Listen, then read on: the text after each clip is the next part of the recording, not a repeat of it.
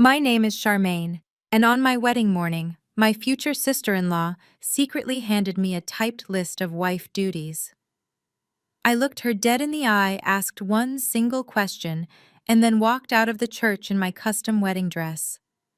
I called off the entire wedding, kept the house I bought with my own hard-earned cash, and walked away with the full $400,000 my in-laws were desperately trying to steal.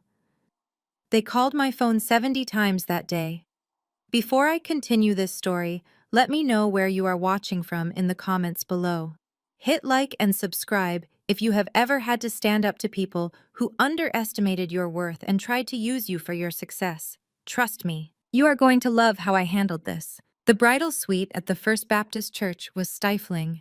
The air conditioner was struggling to keep up with the July heat, and the room smelled heavily of setting spray hair gel and the white roses my florist had dropped off an hour earlier.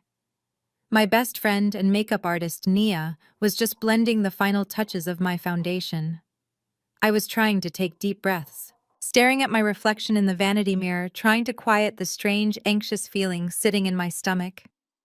I told myself it was just normal wedding day jitters. I was a 35-year-old senior software developer. I handled high-pressure database migrations for Fortune 500 companies. I was used to stress, but the anxiety gnawing at me today felt different. It felt like a warning. Before Nia could reach for the setting powder, the heavy oak door of the bridal suite swung open without a single knock. It hit the wall with a loud thud. Dominique Jamal's older sister stepped into the room. She was wearing a custom emerald green gown that looked incredibly expensive. I knew exactly how expensive it was because 3 months ago, Dominique came crying to my apartment about how she was going to be evicted from her salon space, and I had quietly paid off her maxed-out credit card so she could keep her business afloat. Now, she was wearing a dress that cost at least $1,000, staring at me with a look of absolute disgust. "Get out," Dominique said, pointing a sharp acrylic nail directly at Nia. Nia paused, the makeup brush suspended in the air. She looked at me through the mirror, her eyebrows raised in shock. "Excuse me," Nia said, her voice tight. "I am not finished with her makeup and the ceremony starts in 45 minutes. "I said get out!" Dominique snapped, taking a step further into the room and crossing her arms. "This is a private family matter. You are just the hired help. Take your little brushes and wait in the hallway until I am done speaking to my future sister-in-law." Nia opened her mouth to argue, her protective instincts flaring up. Nia had been my best friend since college. She knew everything about my relationship with Jamal. She knew how much of the financial burden I carried while Jamal chased his endless string of freelance business ventures. But I did not want a screaming match on my wedding day. I reached up and gently touched Nia on the wrist. "It is okay, Nia," I said calmly, keeping my eyes locked on Dominique in the mirror. "Go wait outside. Give us a few minutes. I will come get you when she is done." Nia glared at Dominique, packed up her essential items, and walked out of the room. The moment the door clicked shut, Dominique reached over and turned the deadbolt lock. The loud click echoed in the quiet room. I turned my chair around to face her. I kept my posture straight, and my hands folded in my lap. "What is going on, Dominique?" I asked, keeping my voice perfectly level. "Is something wrong with the groomsmen, or is Jamal looking for me?" Dominique did not answer immediately. She walked slowly around the small room, inspecting the expensive catering spread I had paid for, the designer shoes I had bought for myself, and the heavy silk of my dress.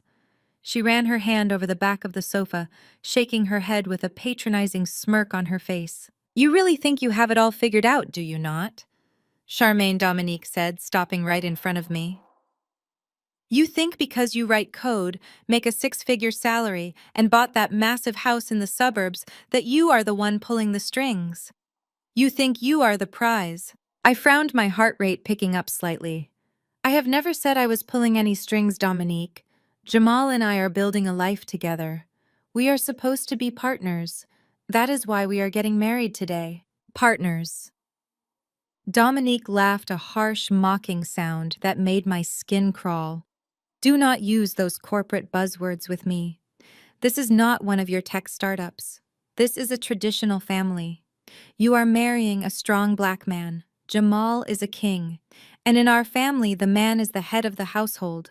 The man leads and the woman follows. I stared at her, genuinely baffled by her sudden hostility. Dominique, what exactly are you trying to say to me right now? The ceremony starts in less than an hour. I do not have time for a lecture on family dynamics. If you have an issue with me, you should have brought it up before today. Oh, I am not here to lecture you, Dominique said, her smirk widening. I am here to make sure we have a clear understanding before you walk down that aisle and legally bind yourself to my brother. You have been walking around with this independent woman attitude for 2 years. You pay for dinners, you buy the cars, you act like you are his mother instead of his woman. It is emasculating. And it ends today. The sheer audacity of her words left me momentarily speechless. I was not emasculating Jamal. I was supporting him. When we met, Jamal was charming and full of big dreams, but he was drowning in debt. I was the one who helped him fix his credit score. I was the one who paid the rent on our apartment so he could focus on building his consulting firm. I was the one who put down $400,000 in cash to buy our future family home. I had done nothing but uplift him, and his family knew it. I took a deep breath, refusing to let her see that her words had stung. I support your brother, because I love him, I said firmly. My success does not diminish his manhood. Jamal knows who I am, and he loves me for it. Dominique rolled her eyes and reached into her expensive designer bag. We will see about that, she muttered. She dug around for a moment and pulled out a neatly folded piece of crisp white printer paper. She held it between her fingers, looking down at me with an expression of pure triumph. You see, Charmaine, my mother and I had a long talk with Jamal last night. Dominique said, her voice dropping to a condescending whisper. We reminded him of who he is and where he comes from. We reminded him that a man needs respect more than he needs a woman with a fat bank account, and he completely agreed with us. In fact, he realized that if this marriage is going to work, there need to be some ground rules, some boundaries to ensure you do not overstep your role as a wife. My stomach plummeted. The anxiety I had been feeling all morning suddenly crystallized into a cold, hard dread. Ground rules. I repeated, my voice barely above a whisper. Dominique took a step forward and slapped the folded piece of paper directly onto the makeup vanity right on top of my bridal bouquet. Read it, she commanded, pointing at the paper. Read it carefully. Because my brother is not walking out to that altar until you agree to every single condition on that list. I looked down at the paper. The title was printed in bold black letters at the very top. It read, Expectations and Duties for the Wife of Jamal Thompson. I felt the blood drain from my face. This had to be a joke, a sick, twisted prank to test my patience on my wedding day. But looking at Dominique's deadly serious expression, I knew it was not a prank. She was entirely serious. You have got to be kidding me, I said, looking back up at her. You and your mother sat down with my fiancé the night before our wedding and typed up a list of rules for me to follow. We did not type it, Dominique corrected me, a nasty smile playing on her lips. Jamal dictated it. I just typed exactly what he said. He knows you have a problem with authority, Charmaine. He knows you like to act like you are better than us because of your job and your money. This is his way of taking back control of his own life. This is his way of putting you in your place before you take his last name. My hands began to shake, not from fear, but from a sudden rising wave of absolute fury.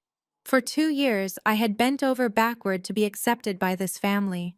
I had hosted their holiday parties, bought them extravagant gifts, and bailed them out of financial trouble more times than I could count. I had convinced myself that their coldness was just protectiveness over Jamal. I had ignored every single red flag because I believed Jamal loved me enough to defend me. But looking at that piece of paper sitting on my vanity, I realized I had been completely blind. I was not a bride to them. I was an ATM they were trying to reprogram. I reached out and picked up the paper. The paper felt heavy in my hands, loaded with the weight of disrespect and betrayal. I did not unfold it immediately. Instead, I looked up at the ceiling, taking one long, steadying breath to push down the tears that were threatening to spill. I was not going to cry in front of this woman. I was not going to give her the satisfaction of seeing me break. When I looked back down at Dominique, my vision was perfectly clear and my heart was like ice. All right, I said, my voice dangerously calm. Let us see what my future husband expects from me. I unfolded the crisp paper, the sound loud in the tense silence of the bridal suite. My eyes scanned the typed text. There were bullet points. Actual meticulously formatted bullet points. I cleared my throat and began to read aloud, making sure my voice projected clearly so Dominique could hear every single syllable. Rule number 1. I read keeping my tone completely flat. As the woman of the house and the primary earner, the wife will be responsible for fully funding and preparing the traditional Sunday dinner at Mother Brenda's house every week. This ensures the family remains connected and respects the matriarch. I looked up from the paper. Dominique was smiling, crossing her arms over her expensive green dress. "Do you have a problem with that, Charmaine?" she asked, tilting her head. "It is basic respect. Our mother has cooked for this family her entire life. It is your turn to step up. Since you make the most money, it is only fair that you cover the groceries. Do not tell me a six-figure earner is too cheap to feed her own family." I let out a harsh breath. I work 60 hours a week managing financial risk portfolios for international corporations, Dominique. My Sundays are my only day to rest and prepare for the week ahead. You are telling me that Jamal expects me to spend my one day off grocery shopping for 15 people standing over a hot stove at your mother's house and paying for the privilege to do so, while you and Jamal sit on the couch watching football. You are marrying into a black family, Charmaine, Dominique snapped, her smile vanishing. Sunday dinner is an institution. It is not a financial transaction. It is about love and service. If you are too selfish to serve your husband and his family, maybe you are not ready to be a wife. You want the ring, but you do not want the responsibilities. I did not argue. Arguing with Dominique about her definition of service was pointless when she had not lifted a finger to serve anyone but herself, her entire life. I simply dropped my gaze back to the paper and moved to the next bullet point. The paper was practically burning a hole in my hand, but I needed to see just how deep this delusion went. Rule number 2. I read, my voice growing colder with each word. All annual corporate bonuses and supplemental income earned by the wife must be directly deposited into a joint checking account. Jamal Thompson will be the primary account holder and sole signer. This is to ensure the husband remains the financial head of the household and is not emasculated by the wife's corporate earnings. I stopped reading and stared at the paper. I read the sentence again in my head just to make sure I was not hallucinating. Sole signer. He wanted complete unchecked control over my bonuses. The bonuses I earned by working late nights, negotiating complex contracts, and navigating a high-pressure male-dominated industry. I slowly raised my eyes to meet Dominique's. She looked incredibly satisfied, as if she had just delivered a masterstroke of financial planning. "Do you realize how insane this sounds?" I asked, my voice deadly quiet. "Jamal wants me to hand over my bonuses, which routinely hit $50,000 a year, into an account where only he has access. It is about respect," Charmaine Dominique countered, taking a step toward me. "You make him feel less than. Every time you pay for a vacation, every time you buy a piece of furniture, you remind him that he is not providing. A real man needs to provide. This account gives him the capital to manage the household finances and fund his business ventures without having to ask you for an allowance like a child. It restores the natural order." "The natural order," I repeated, feeling a bitter laugh bubble up in my throat. "Dominique, your brother's last 3 business ventures were complete failures. I funded his dropshipping company that went bankrupt. I paid off the lease on the office space he abandoned after 2 months. He does not know how to manage capital. He knows how to spend it. And now he wants my hard-earned money handed to him on a silver platter so he can play the big man of the house while I do all the actual work." "You are so arrogant," Dominique hissed, her eyes flashing with genuine anger now. "You think your money makes you superior. You think because you sit in an air-conditioned office looking at spreadsheets that you know everything. Jamal is a visionary. He just needs the right backing. As his wife, it is your duty to be that backing without making him feel small. If you truly loved him, you would gladly submit your finances to his leadership." I tightened my grip on the paper, crumpling the edges slightly. Submit my finances to his leadership. The phrase made me sick to my stomach. I had spent my entire 20s building my credit score, saving every extra penny, and investing aggressively so I would never have to depend on anyone. Now, minutes before my wedding, I was being told that my financial independence was a flaw that needed to be corrected. But the absolute worst was yet to come. I forced my eyes down to the final bullet point. It was longer than the others, and the wording was surprisingly legalistic. My stomach clenched as I began to read the final demand. Rule number 3, I read aloud, my voice steady despite the adrenaline flooding my veins. To prove her absolute loyalty to the Thompson family and to ensure generational wealth is protected, the wife agrees to add Mother Brenda Thompson to the deed of the primary residence located at Oakwood Drive by Monday morning following the wedding ceremony. I stopped. The room went completely silent. Only the faint hum of the struggling air conditioner filled the space between us. I read the words again. Oakwood Drive. My house. The house I had closed on 3 weeks ago. The house where I had wired a $400,000 down payment straight from my personal savings account. The house Jamal had not contributed a single dime toward, because his credit score was too low to even be considered on the mortgage application. I looked up. Dominique was watching me like a hawk, waiting for my reaction. She looked tense, her jaw clenched as if she knew this was the ultimate test. "You want me to put your mother on the deed to my house?" I stated, stripping all emotion from my voice. "I want to be very clear about what you are asking. You want me to give your mother legal ownership of an $800,000 property that I paid for." Dominique shifted her weight suddenly, looking a fraction less confident, but she quickly masked it with her usual arrogance. "It is not just your house, Charmaine. It is the family home. Jamal is going to be living there. He is the man of the house. And in our family, we make sure our elders are taken care of. Putting our mother on the deed is a sign of respect and loyalty. It proves that you are truly committing to us, not just keeping one foot out the door in case things go wrong." I stared at her, putting the pieces together. It was not just about respect. It was never about respect. It was about assets. It was about legally binding me to Brenda. Once her name was on that deed, she would own a massive stake in my property. I would not be able to sell it, refinance it, or even make major decisions without her legal consent. It was a trap. A blatant, legally binding trap set right before I walked down the aisle. "Why by Monday morning?" I asked sharply, my analytical brain taking over. "Why the rush?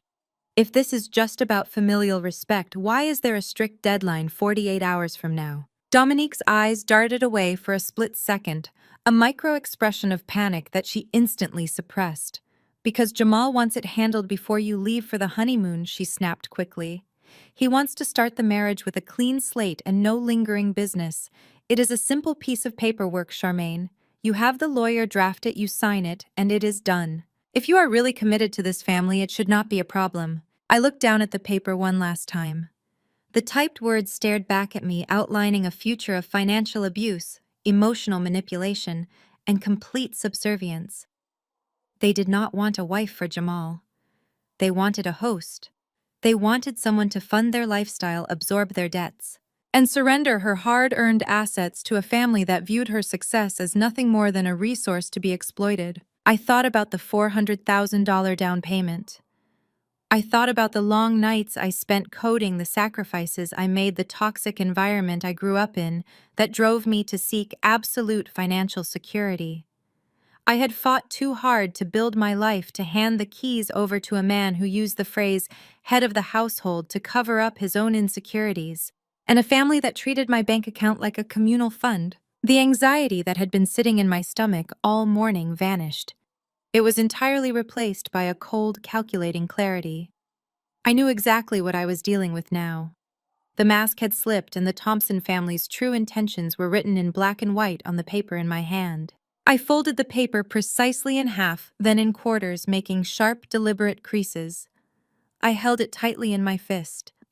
I looked at Dominique, who was now tapping her foot, waiting for my submission. She expected me to cry. She expected me to argue, to negotiate, or perhaps to reluctantly agree just to avoid ruining the wedding day. Instead, I felt incredibly calm, the kind of calm that comes right before you burn everything to the ground. I took a deep breath, perfectly ready to fight for my freedom, absolutely certain that I was never going to walk down that aisle and marry into this family. The only thing left to do was figure out exactly how I would dismantle their entire plan piece by piece, and ensure they never tried to take advantage of another woman again. I stared right into her eyes, ready to completely flip the script on her ridiculous demands. Let us get one thing strictly clear, Dominique, I said, my voice eerily calm and devoid of any emotion. You stand in my bridal suite wearing a designer dress that I essentially paid for, and you have the audacity to lecture me about financial submission. She scoffed, crossing her arms tighter. You did not pay for this dress, Charmaine. I bought this with my own money. I took a step closer, invading her space just enough to make her shift her weight back. Really? You bought it with your money? Because as I recall exactly 90 days ago, you were sitting on my living room sofa, hyperventilating. You were crying so hard your mascara ruined one of my throw pillows. You told me the property manager at your salon was changing the locks the very next morning because you were 3 months behind on rent. You begged me not to tell Jamal because you knew he did not have a dime to help you. I wrote you a check for $5,000 right there on the coffee table. Did you use that to save your business? Or did you use it to fund your lifestyle so you could buy that dress to wear to my wedding? Dominique's face flushed a deep, ugly shade of red. Her confident posture broke for a second as her hands dropped to her sides. That was a loan, she snapped, her voice rising an octave. I told you I would pay you back when business picked up. Family helps family. You have all that money, you should not even be counting pennies like that. $5,000 is not pennies, I shot back, my tone razor sharp. But that is the fundamental difference between us, Dominique. You and your brother see my bank account as a magical well that never runs dry. You think money just falls into my lap because I sit in an air-conditioned office. You have absolutely no idea what it took for me to build my life. I did not grow up in a nice suburban house with parents who could bail me out of my mistakes. I grew up in a cramped two-bedroom apartment with a mother who could barely keep the lights on and the heat running. When the radiators went cold in February, I slept in my winter coat. I worked 3 jobs during college just to afford my textbooks. I clawed my way up the corporate ladder on Wall Street, working 80-hour weeks in a cutthroat environment where nobody looked like me and nobody wanted me to succeed. Every single dollar to my name is a dollar I earned through sheer grit and sleepless nights. I paced in front of the vanity, my wedding dress rustling heavily against the floorboards, pointing a finger at the typed piece of paper. And for the last 2 years I have used the money I bled for to carry your brother. You talk about traditional roles. You talk about Jamal being the provider and the head of the household. Let us look at the reality of his so-called leadership. When his drop-shipping business collapsed, who paid off the suppliers? I did. When his car got repossessed because he spent his car payment on flashy VIP tables at clubs to network who co-signed for a new vehicle and paid the down payment, I did. I am the financial backbone of his entire fake entrepreneurial lifestyle. I am the only reason he can walk around acting like a king. Dominique's eyes widened and she took a defensive step backward, clearly not expecting me to lay out the financial reality so brutally. You are exaggerating, she muttered, shaking her head. Jamal has investments. He has vision. He is just waiting for the right opportunity to break through. You are just trying to tear him down to make yourself feel powerful. He does not have investments, Dominique. He has a delusion of grandeur funded by my paycheck, I said, my voice dropping to a dangerous low register. And now, this list. This ridiculous, insulting list. You want me to cater Sunday dinners, surrender my corporate bonuses to his bank account, and sign over half of my $800,000 house to your mother. A house I saved for 10 years. A house I put $400,000 down on in cash while your brother contributed absolutely nothing. You want to strip me of my assets and tie me legally to your mother just to ensure you all have a permanent safety net when his next business fails. She opened her mouth to argue, but I cut her off immediately, not giving her a single inch to breathe. I do not want to hear another word about respect or traditional values. You are confusing tradition with financial exploitation. You are trying to hustle me on my wedding day. Dominique glared at me, her chest heaving as she struggled to regain the upper hand. The smugness she had walked in with was badly fractured, but her pride refused to let her back down. You are so incredibly selfish, Charmaine. You have no idea how a real family operates. We protect each other. We elevate the men in our family so they can lead us. You are just a bitter, arrogant woman who is going to end up completely alone with your spreadsheets and your empty house. Jamal deserves a woman who respects him, not a warden who keeps a ledger of his mistakes. I stopped pacing. I stood perfectly still looking at this woman who felt so entitled to my life, my money, and my future. I felt a sudden piercing moment of clarity. I needed to know exactly who was behind this ambush. I needed to know if Jamal was merely a weak man being controlled by his manipulative family, or if he was the architect of this entire nightmare. I walked right up to Dominique, stopping less than 2 feet away from her. I looked her dead in the eye, my gaze burning into hers. I am going to ask you one question, I said, my voice cutting through the tension in the room like a surgical blade. And I want the absolute truth. Did Jamal write this list, or is this your own pathetic delusion? Did you and your mother type this up to try and secure your own financial futures? Or did the man I am supposed to marry actually look you in the face and demand my money and my house? The silence in the bridal suite was deafening. I watched Dominique's face closely, waiting for a crack, waiting for her to admit that she was the one trying to extort me. I wanted her to say it was her idea. A small, desperate part of me still wanted to believe that Jamal loved me and that his sister was just a toxic outlier trying to ruin our relationship. But then the corners of Dominique's mouth twitched upward. Her fractured confidence suddenly glued itself back together, returning in full force. A slow, incredibly smug smile spread across her face, radiating pure malice. You really think I am that creative, Charmaine? She asked, letting out a soft, mocking laugh.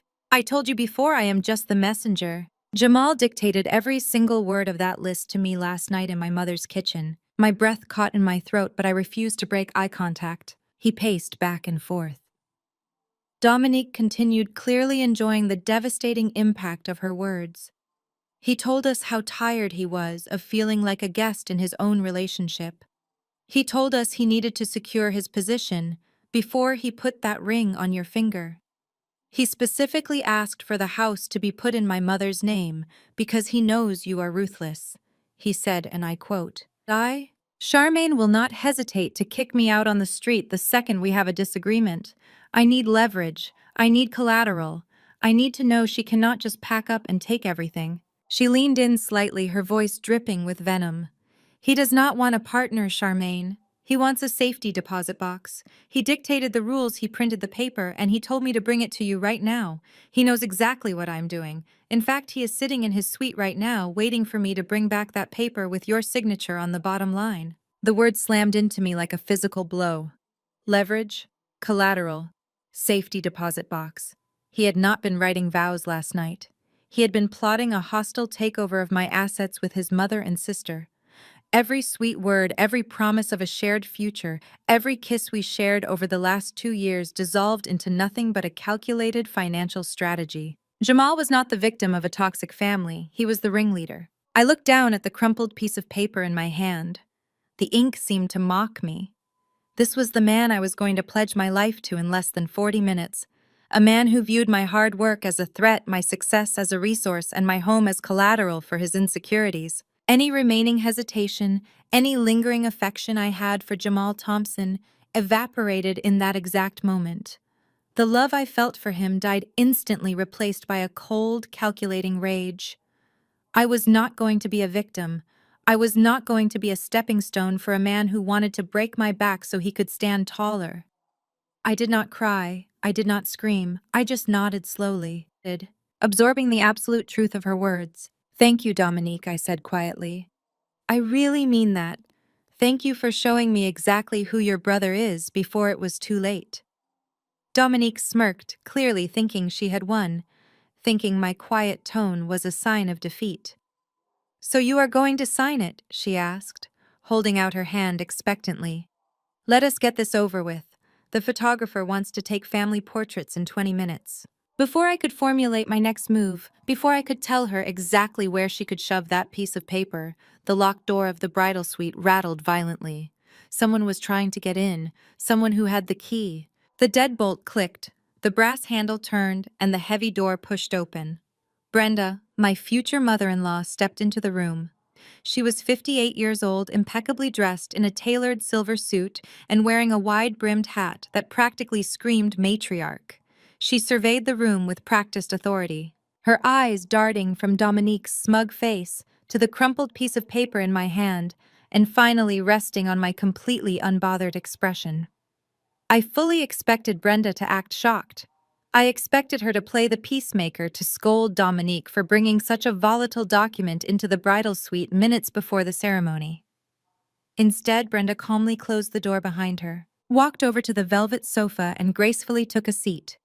She smoothed the creases of her skirt and looked at me with an expression of deep manufactured disappointment. "I see Dominique gave you the agreement," Brenda said, her voice dripping with artificial sweetness. "I hoped you would be more understanding, Charmaine. I hoped you would see this as a beautiful opportunity to blend our families and establish a solid foundation for your marriage to my son." I stared at her, the sheer audacity of her words temporarily short-circuiting my brain. "A beautiful opportunity," I repeated, my voice tight. "Brenda, your daughter just handed me a list demanding I surrender my corporate bonuses, cater your Sunday dinners, and sign over half of my $800,000 house to you. You call that an opportunity?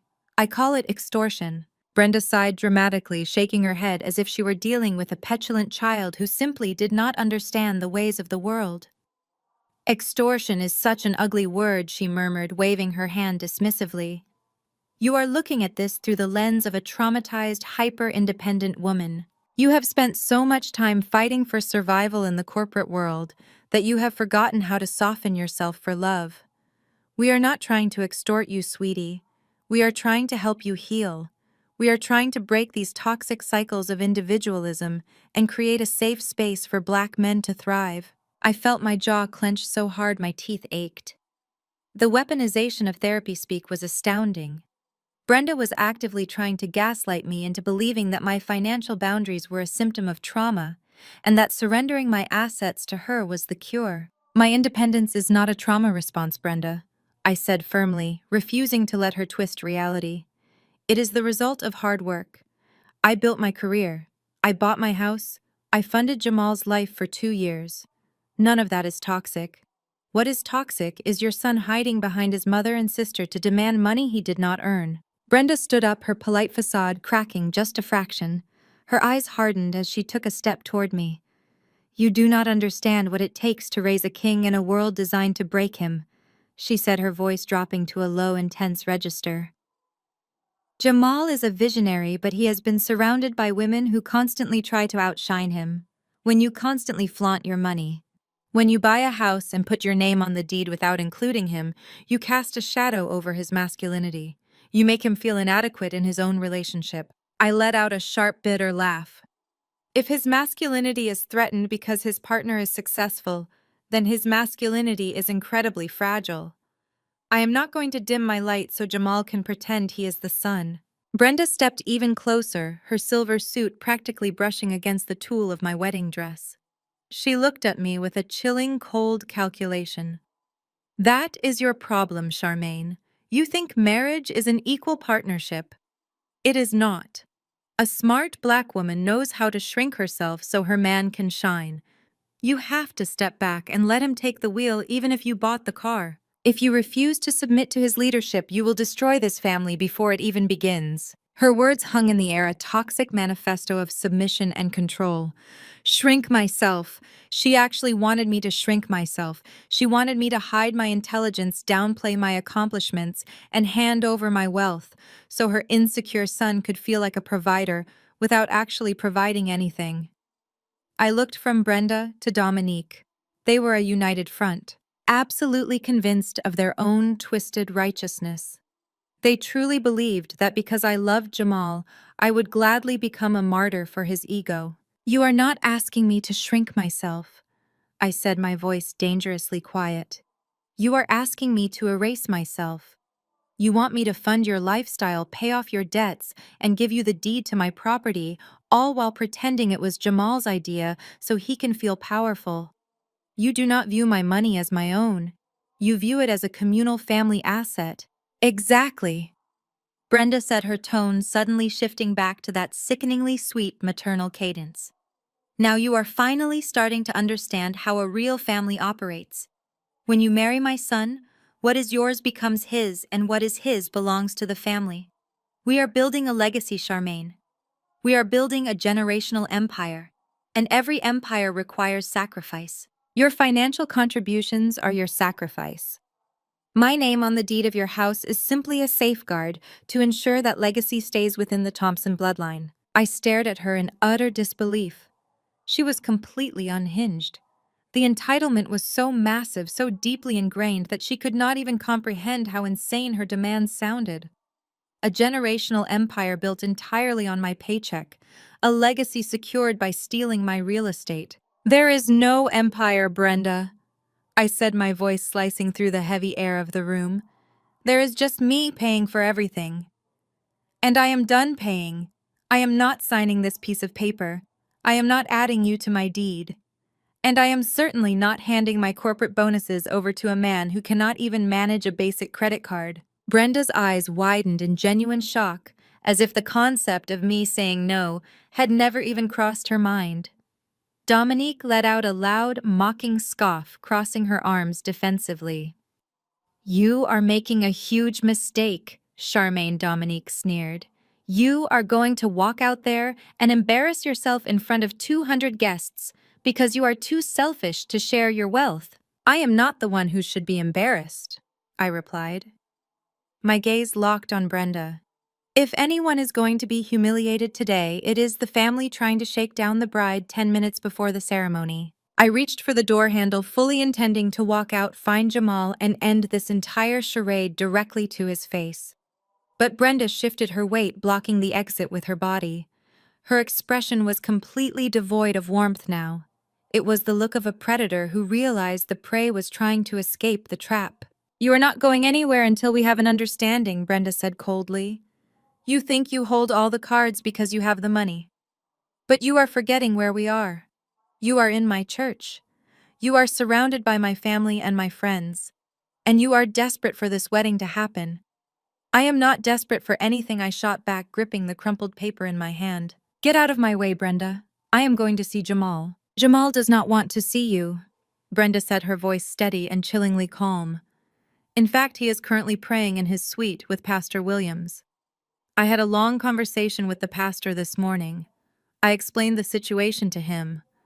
I explained how you have been struggling with submission and how you have been hoarding your finances away from your future husband. Pastor Williams completely agrees with our approach. I felt a cold chill run down my spine.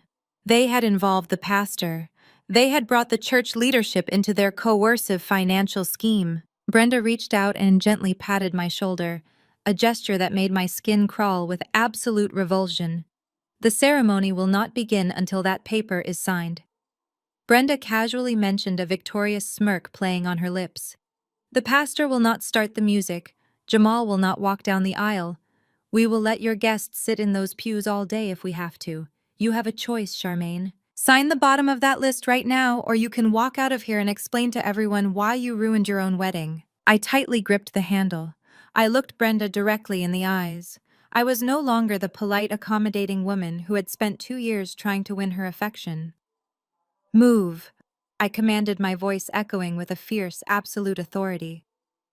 Brenda hesitated, her confidence wavering for a fraction of a second as she saw the sheer intensity in my stare. I did not wait for her to step aside. I pushed forward, using my shoulder to shove the heavy oak door open, forcing Brenda to stumble back out of the way. Dominique shouted something behind me, but the sound was drowned out by the rushing in my ears. I stepped out of the bridal suite and into the long carpeted hallway of the church.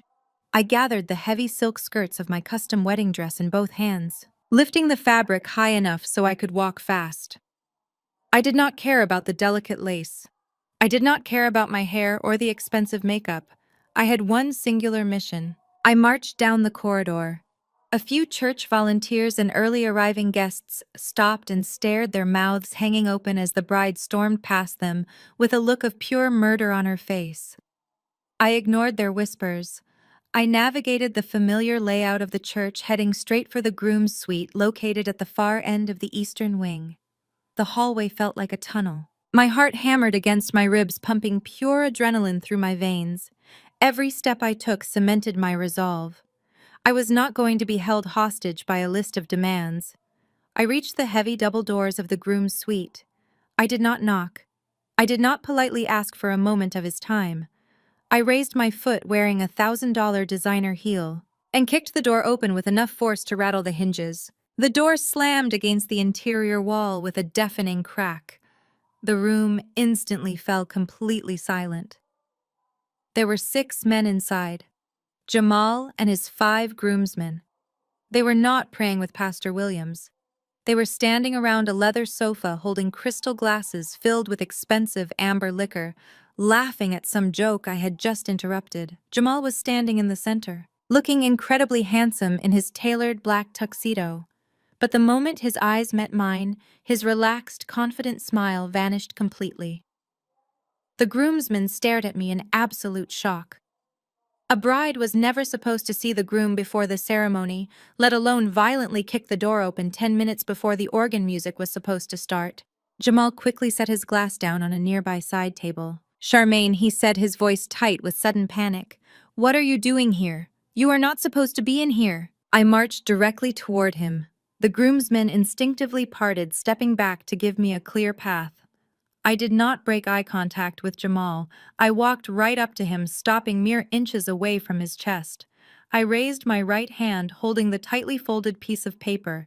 "You forgot something," I said loudly, making sure every single person in the room could hear my voice. I whipped my arm forward and threw the crumpled list directly at his chest. It hit his crisp white shirt and fell to the floor between his polished shoes. Jamal looked down at the paper and a flash of genuine fear crossed his face. He knew exactly what it was. "What is this?" he stammered, trying to play dumb in front of his friends. "Have you lost your mind? The ceremony starts in a few minutes." "Do not play stupid with me, Jamal," I practically yelled, the anger finally spilling over into my tone. "Did you really think you could send your sister and your mother into my dressing room to shake me down for my money and my real estate right before I walked down the aisle? Did you think I would just smile, sign away my life savings, and hand over the deed to my house just to protect your fragile ego?" The groomsmen exchanged wide-eyed, uncomfortable glances. One of them, Jamal's best man, Derek, cleared his throat and took a step back toward the door. "Hey, man," Derek muttered, looking at Jamal. "Maybe we should step out and give you two a minute." "Nobody is stepping out," I snapped, turning my gaze to Derek for a split second before locking back onto Jamal. "They can stay and hear exactly what kind of man you are. They can hear how you dictated a list of rules demanding complete control over my corporate bonuses.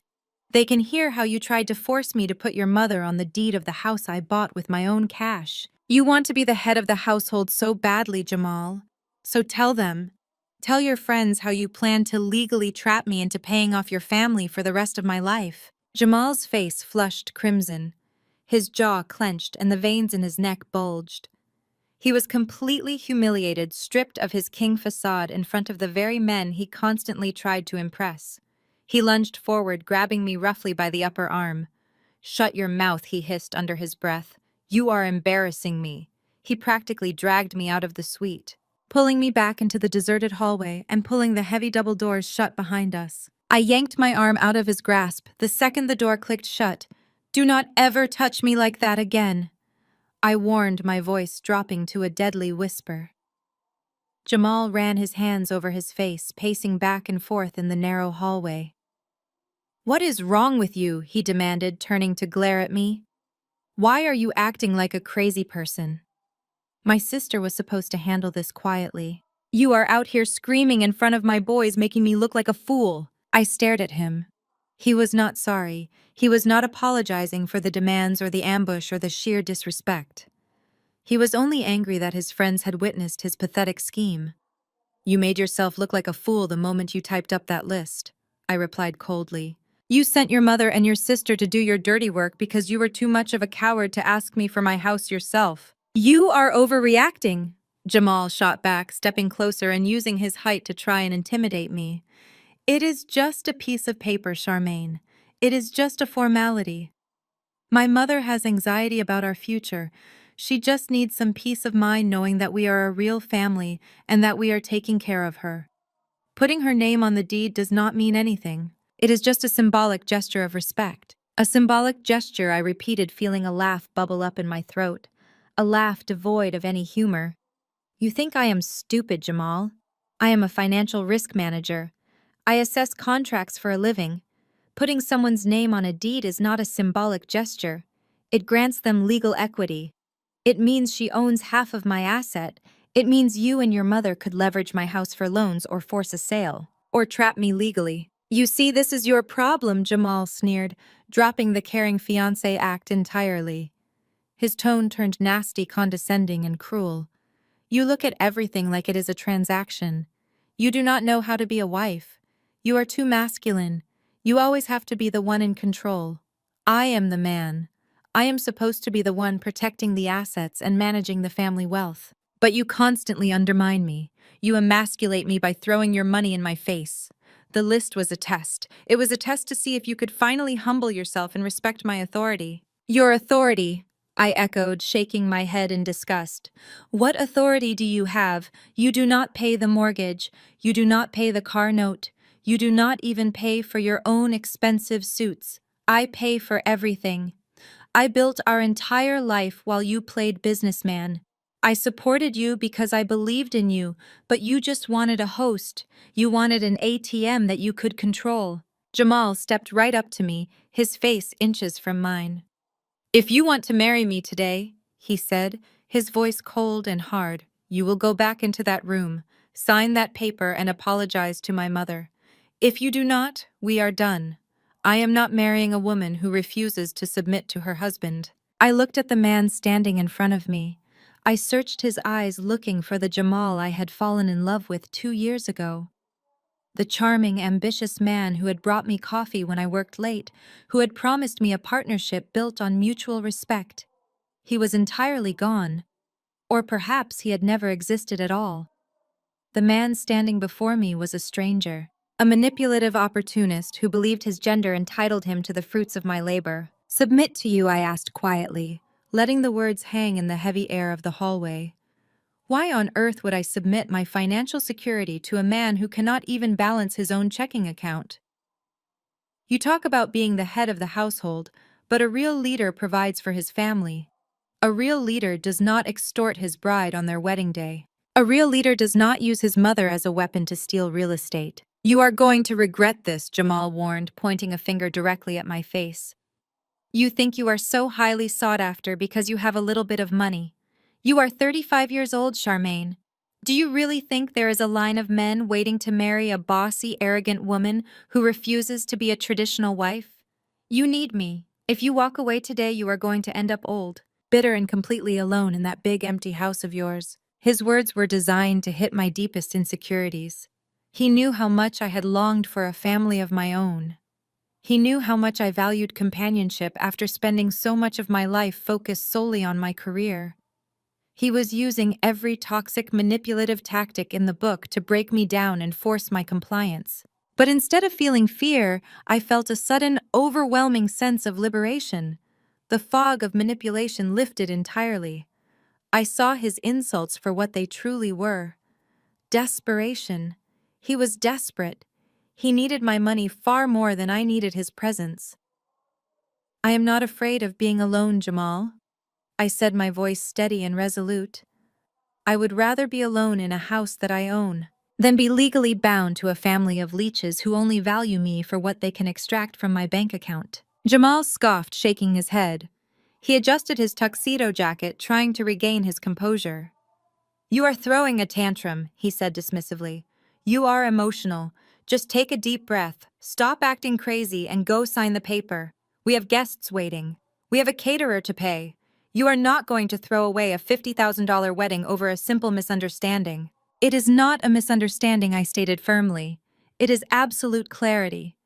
You told Dominique I would not hesitate to kick you out on the street the second we had a disagreement, which is why you needed leverage. Well, you were right about one thing. I will not hesitate. Jamal's eyes narrowed. He crossed his arms over his chest, clearly waiting for me to back down. He still believed I was bluffing. He still believed that my desire for the perfect wedding day would override my logical brain. He thought the pressure of the dress, the guests, and the thousands of dollars already spent would force me into submission. He was absolutely catastrophically wrong. I looked down at my left hand.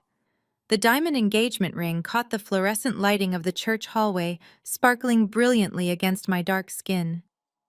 It was a flawless 3-carat oval-cut diamond set in a heavy platinum band. The ring cost exactly $15,000.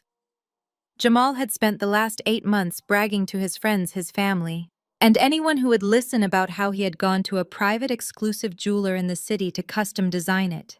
He loved portraying himself as the ultimate romantic provider, a king who spared no expense for his queen. He conveniently omitted the fact that I had transferred exactly $7,500 into his checking account the morning he went to pick it up because his credit card had been brutally declined at the jeweler's terminal. I had paid for half of my own engagement ring to save him from public embarrassment. I slowly reached over with my right hand and gripped the cold metal band. Jamal watched my fingers, his arrogant smirk finally faltering, replaced by a sudden sharp flash of genuine panic. "What are you doing?" he asked, his voice suddenly lacking all of its previous conviction. "I am taking away your leverage," I replied smoothly, my voice echoing slightly in the narrow corridor. I slid the heavy platinum band over my knuckle. The physical sensation of the ring leaving my finger felt like heavy iron chains falling off my wrists. I held it up between my thumb and index finger, letting him get a good long look at the symbol of our fake transactional partnership. "You wanted to know if I was willing to walk away, Jamal. You wanted to test my submission. Here's your absolute answer." I opened my fingers. The $15,000 ring plummeted toward the floor. It hit the polished hardwood with a sharp, piercing clink that cut through the silence of the hallway like a gunshot. It bounced once, rolled in a small, perfect circle, and came to a dead stop right next to the toe of his shiny black dress shoes. Jamal stared down at the diamond, completely paralyzed by shock. His groomsmen behind him gasped audibly. Derek, the best man, took a step back, looking absolutely terrified. Jamal could not comprehend what was happening. He had convinced himself that I was so desperate for marriage, so desperate for the illusion of a family, that I would swallow my pride and sign away my financial freedom. He could not fathom that I was actually willing to walk away from the investment. "The wedding is off," I said, my voice ringing with absolute chilling finality. "Tell your mother she can keep her house, and tell your sister she can pay for her own catering." I did not wait for his response. I turned my back on him, grabbed the voluminous layers of my custom silk wedding gown in both hands, and started walking fiercely toward the main sanctuary doors. The heavy fabric rustled loudly against the floor, a sound that felt incredibly powerful, like the march of an invading army. "Charmaine, wait!" Jamal yelled, his voice cracking with sudden desperation. I ignored him. I pushed through the heavy wooden double doors that led out of the private hallway and into the main foyer of the church. The massive space was packed to the brim with our guests. There were at least 150 people mingling, holding printed ceremony programs, sipping water, and waiting patiently to be seated. The low, joyful hum of happy chatter completely died the exact second I burst through the doors. Heads snapped in my direction. Gasps rippled through the beautifully dressed crowd. Aunts and uncles from both sides of the family froze. I was a bride storming away from the altar before the organ music even started. I kept my head held incredibly high. My posture was perfectly straight, my shoulders pushed back, and my eyes locked dead ahead on the massive stained glass front doors of the church. I was not going to let them see me sweat. I was not going to give them the satisfaction of seeing me cry. Behind me, the hallway doors slammed open with a violent crash. Jamal burst into the foyer. His face flushed a deep, angry red with a mixture of total humiliation and explosive fury. "Charmaine, get back here right now!" he bellowed, completely forgetting his charming, put-together king persona in front of his extended family, his business associates, and our friends. I kept walking, picking up my pace. My high heels clicked sharply against the tile floor.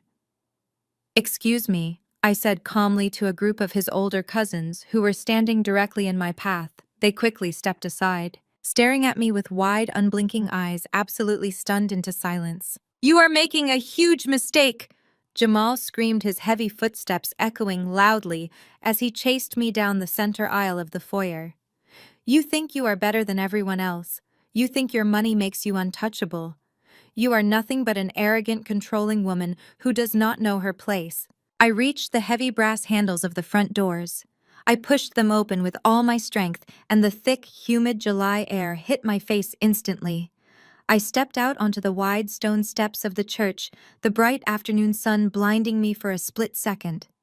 You are going to die alone. Charmaine, Jamal roared from the doorway, his voice echoing loudly across the packed parking lot. Nobody is ever going to want a woman like you. Nobody wants to marry a financial warden. I paused on the bottom step. I turned around to face him one last time. He stood furiously in the church doorway, sweating profusely, his expensive tuxedo jacket rumpled, his true ugly colors flying high for every single guest to witness. He looked small, petty, and desperate. I smiled, a genuine, radiant, unbothered smile. I would rather die entirely alone than live as your personal bank account, Jamal. I projected my voice so the guests standing near the door could hear every single word. Have a fantastic life. I turned and walked away down the sidewalk. I pulled my phone from the hidden pocket of my silk gown and swiftly opened the Uber app. I requested a premier ride, not caring about the surge pricing. By some absolute stroke of luck, a black SUV was idling just 2 blocks away at a coffee shop. Within 90 seconds, the sleek vehicle pulled up to the curb right in front of me. The driver, an older gentleman with silver hair and a neat suit, stepped out quickly and opened the rear door for me. His eyes went incredibly wide as he took in my massive white dress, my flawless makeup, and the frantic scene at the church behind me, where several people were now spilling out onto the steps, pointing and whispering. "Are you all right, miss?" the driver asked gently. Holding the door steady. "I am perfectly fine," I said, gathering my heavy skirts and sliding gratefully into the cool, air-conditioned leather interior. "Actually, I have never been better in my entire life. Just drive, please. Get me out of here." The driver quickly shut the door, hurried around to the front seat, put the car in drive, and pulled away from the curb smoothly. As the church and Jamal's stunned family disappeared from my view in the rearview mirror, I leaned back against the headrest, closed my eyes, and let out a long, shuddering exhale. I was out. I was finally free. I had dodged the biggest financial and emotional bullet of my entire existence. Suddenly, my phone buzzed violently in my hand. Then it buzzed again. And again. It was a relentless, vibrating staccato against my palm. I looked down at the glowing screen. It was Jamal calling. I hit the red decline button. 5 seconds later, Dominique's name flashed across the screen. I hit decline again. Then Brenda called. Decline. For the next 25 minutes, as the SUV navigated the highway back toward my safe, quiet suburban house, my phone simply did not stop ringing. It was a barrage of electronic desperation. I watched the missed call counter climb higher and higher. 10 missed calls, 25, 40, 50. By the time the driver pulled into my quiet neighborhood, the counter had reached an astonishing 70 missed calls. 70 separate times they had tried to reach the human ATM they had just foolishly discarded. The phone calls finally stopped, immediately replaced by a flood of voicemail notifications popping up on my screen. I took a deep breath, clicked on the first audio file, putting it on low speaker so the driver could not hear the details but holding it close to my ear. It was Jamal.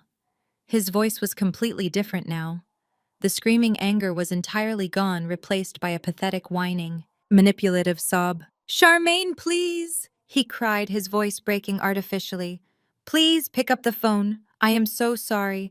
Dominique took it way too far today. The list was a joke. It was just a stupid test to see how you would react. I never meant for it to actually hurt you. Please turn the car around and come back. Everyone is waiting for us. I love you, baby. Please do not do this to me. We can fix this." I rolled my eyes so hard they hurt and deleted the message. It was classic gaslighting. He was only crying because he realized his free ride was permanently over and his safety net was completely gone. The next voicemail was from his sister Dominique. Her tone was vicious, feral, practically spitting venom through the tiny speaker. You listen to me, you arrogant witch! She shrieked, her voice echoing with rage. You do not get to just walk out on my family and embarrass us like this. The caterers are demanding the final payment for the reception food right now, and the venue manager is asking where you are. I am not paying a single dime for this mess. I will sue you for every single penny of this wedding. I will drag your professional name through the mud online. You are going to pay for humiliating my brother. I deleted her message without a second thought, almost laughing at her profound stupidity. The caterers were already paid in full by my credit card, and the venue contract was entirely under my name. She had zero legal standing whatsoever, but listening to her absolute panic was completely delicious. The third voicemail was from his mother, Brenda. The sweet, manipulative matriarch voice she used in the bridal suite was entirely absent, replaced by raw, unfiltered religious hatred. You are a cursed woman, Charmaine. Brenda hissed, her words dripping with absolute malice. You will never find a good man. You disrespect the natural order of marriage, you disrespect the church, and you disrespect me. You think you won today because you kept your little house and your corporate job. But God sees your wicked, selfish heart. You are a cold, masculine, bitter spinster. And you will rot in that empty house all by yourself. Do not ever show your face near my family again. I deleted the final message, locked my phone screen, and smiled as the Uber pulled into my driveway. They had absolutely no idea what I was going to do to them next. The moment the heavy SUV doors closed, sealing me inside the quiet, air-conditioned interior, the adrenaline that had propelled me down the church aisle began to recede. It was instantly replaced by a sharp, crystalline focus. I was no longer the heartbroken bride who had just walked out on her wedding. The emotional devastation that Jamal expected to crush me was nowhere to be found. Instead, my professional instincts kicked into high gear. I evaluate financial risks for a living. For the past 2 years, I had been emotionally compromised, ignoring the glaring red flags in my own personal ledger because I wanted to believe in love. But now the blinders were entirely off. Jamal and his manipulative family were a catastrophic liability, and it was time to mitigate the damage. I had to lock down my empire before they could launch a counterattack. I pulled my phone from my clutch. My hands were trembling slightly, not from sadness but from pure, unadulterated adrenaline. I bypassed the standard banking app and dialed the Premier client service line directly. I settled into the plush leather seat and listened to the brief classical hold music. Within 20 seconds, a representative answered. Thank you for calling Premier Services. My name is David. How can I assist you today? The voice on the other end was professional and calm. David, I need to make some immediate critical changes to my accounts. I said, keeping my voice low so the driver would not overhear the specific details, but speaking with absolute authority. First, I need to instantly revoke the authorized user status on all 3 of my Platinum credit cards. The user's name is Jamal Thompson. I can certainly help you with that, David replied. Let me just pull up your profile. I will need to verify your identity first. I quickly rattled off my social security number, my mother's maiden name, and the answer to my security question. I stared out the tinted window as the suburban highway blurred past. I thought about the thousands of dollars Jamal had swiped on those cards over the last 18 months. Expensive business lunches that never resulted in actual clients. Designer clothes he claimed were essential for networking. The massive tab for the groomsmen's suite at the hotel this very weekend. It was all over. The free ride was officially terminated. Thank you for verifying, David said. I see Mr. Thompson listed on your primary rewards card, your travel card, and your business expense account. I am selecting the option to remove him now. Do you want to report his cards as lost or stolen, or simply close his access? Close his access immediately, I instructed. And I want a permanent block placed on his name and social security number across all my accounts. He is never to be added as an authorized user again, under any circumstances. If he attempts to call in and use my account information to authorize a charge, I want the call flagged for fraud. Understood, David said, the clicking of his keyboard audible through the speaker. The authorized user has been successfully removed. His cards will be declined immediately if he attempts to swipe them anywhere. Perfect, I said. But we are not done, David. This next part is absolutely crucial. I have a scheduled wire transfer set to process first thing Monday morning. It is for the amount of $400,000 originating from my high-yield savings account and directed to a new external joint trust account. I need you to halt that transfer and cancel it entirely. There was a brief pause on the line. I felt my heart skip a beat.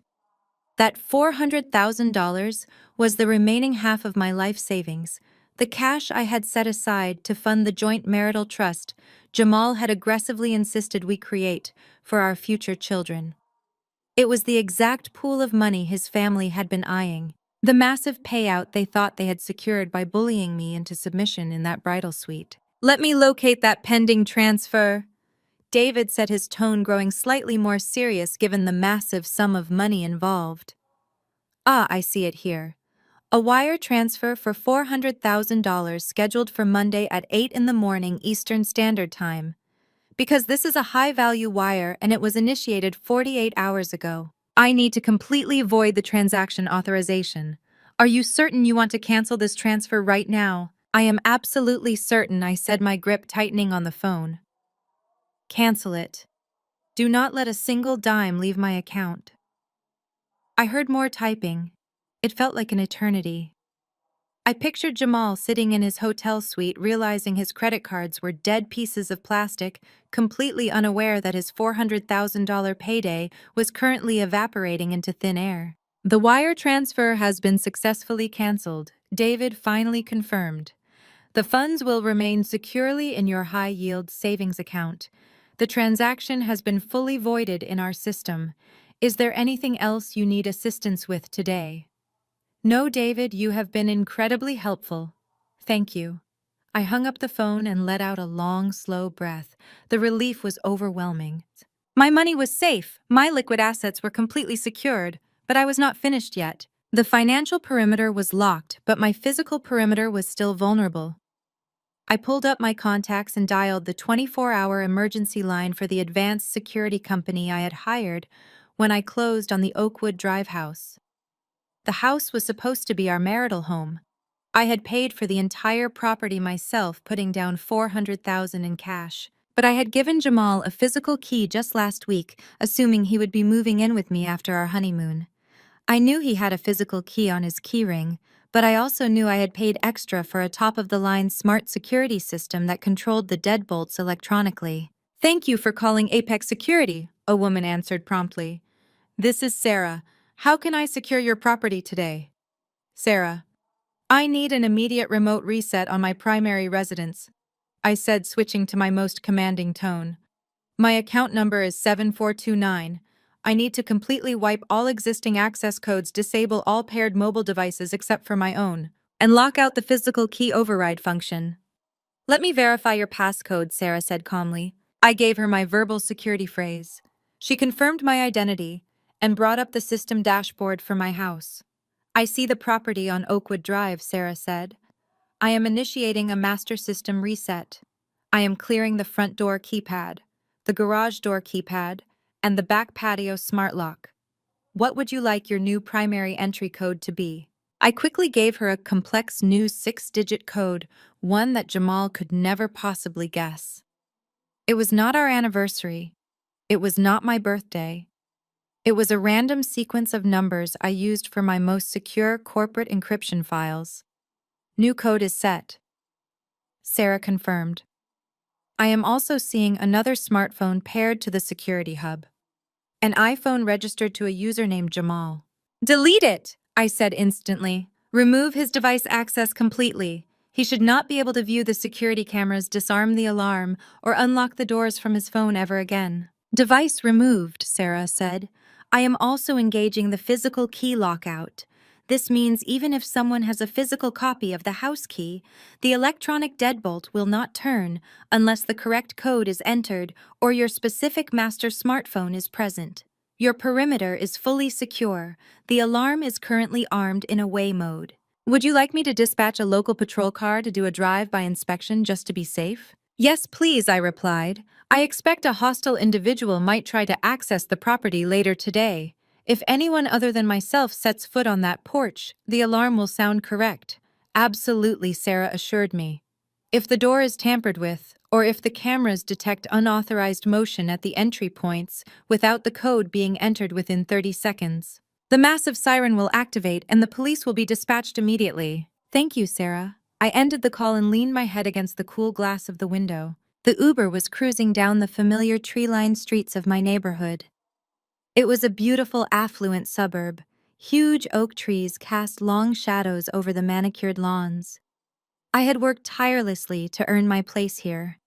Jamal and his family thought they could just swoop in, use my love as leverage, and take everything I had built. They thought I was just a desperate woman willing to buy a husband.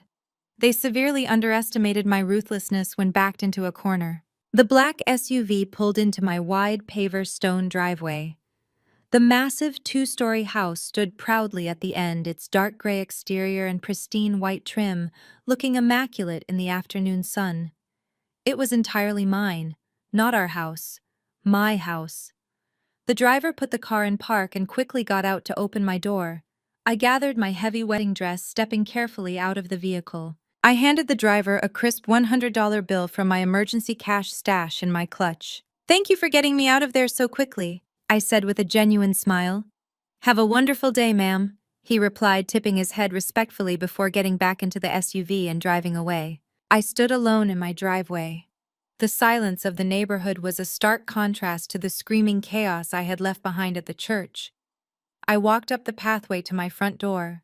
I reached out and punched my brand new 6-digit code into the sleek black keypad on the door handle. A pleasant green light flashed, and the heavy deadbolt slid back with a satisfying mechanical click. I pushed the door open and stepped into the cool, quiet foyer of my home. I closed the door behind me, engaging the lock once again. I was safe. My finances were secure. The locks were changed, the credit lines were severed, the massive wire transfer was voided.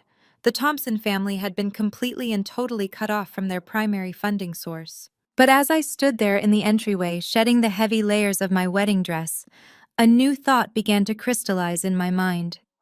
The defensive maneuvers were complete. I had protected my empire. But the puzzle pieces of their bizarre, desperate behavior were still floating around in my head. Why were they so incredibly frantic to get Brenda's name on my house deed by Monday morning? Why the absolute panic over a piece of real estate when Jamal claimed he was just trying to secure his masculine pride? I am a risk manager. I investigate financial discrepancies for a living. I follow the money. And right now my professional instincts were screaming at me that this was not just about fragile male ego or toxic family dynamics. This was about something much darker, something highly illegal, something incredibly desperate. I walked straight into my home office, my bare feet sinking into the plush carpet.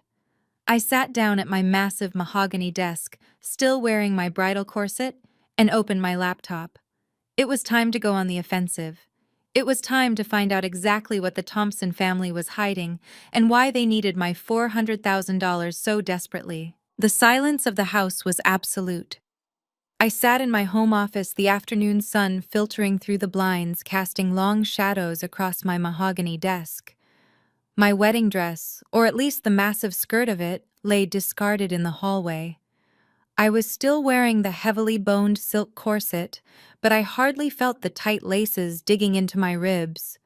My mind was racing, shifting gears from personal betrayal to professional forensic analysis.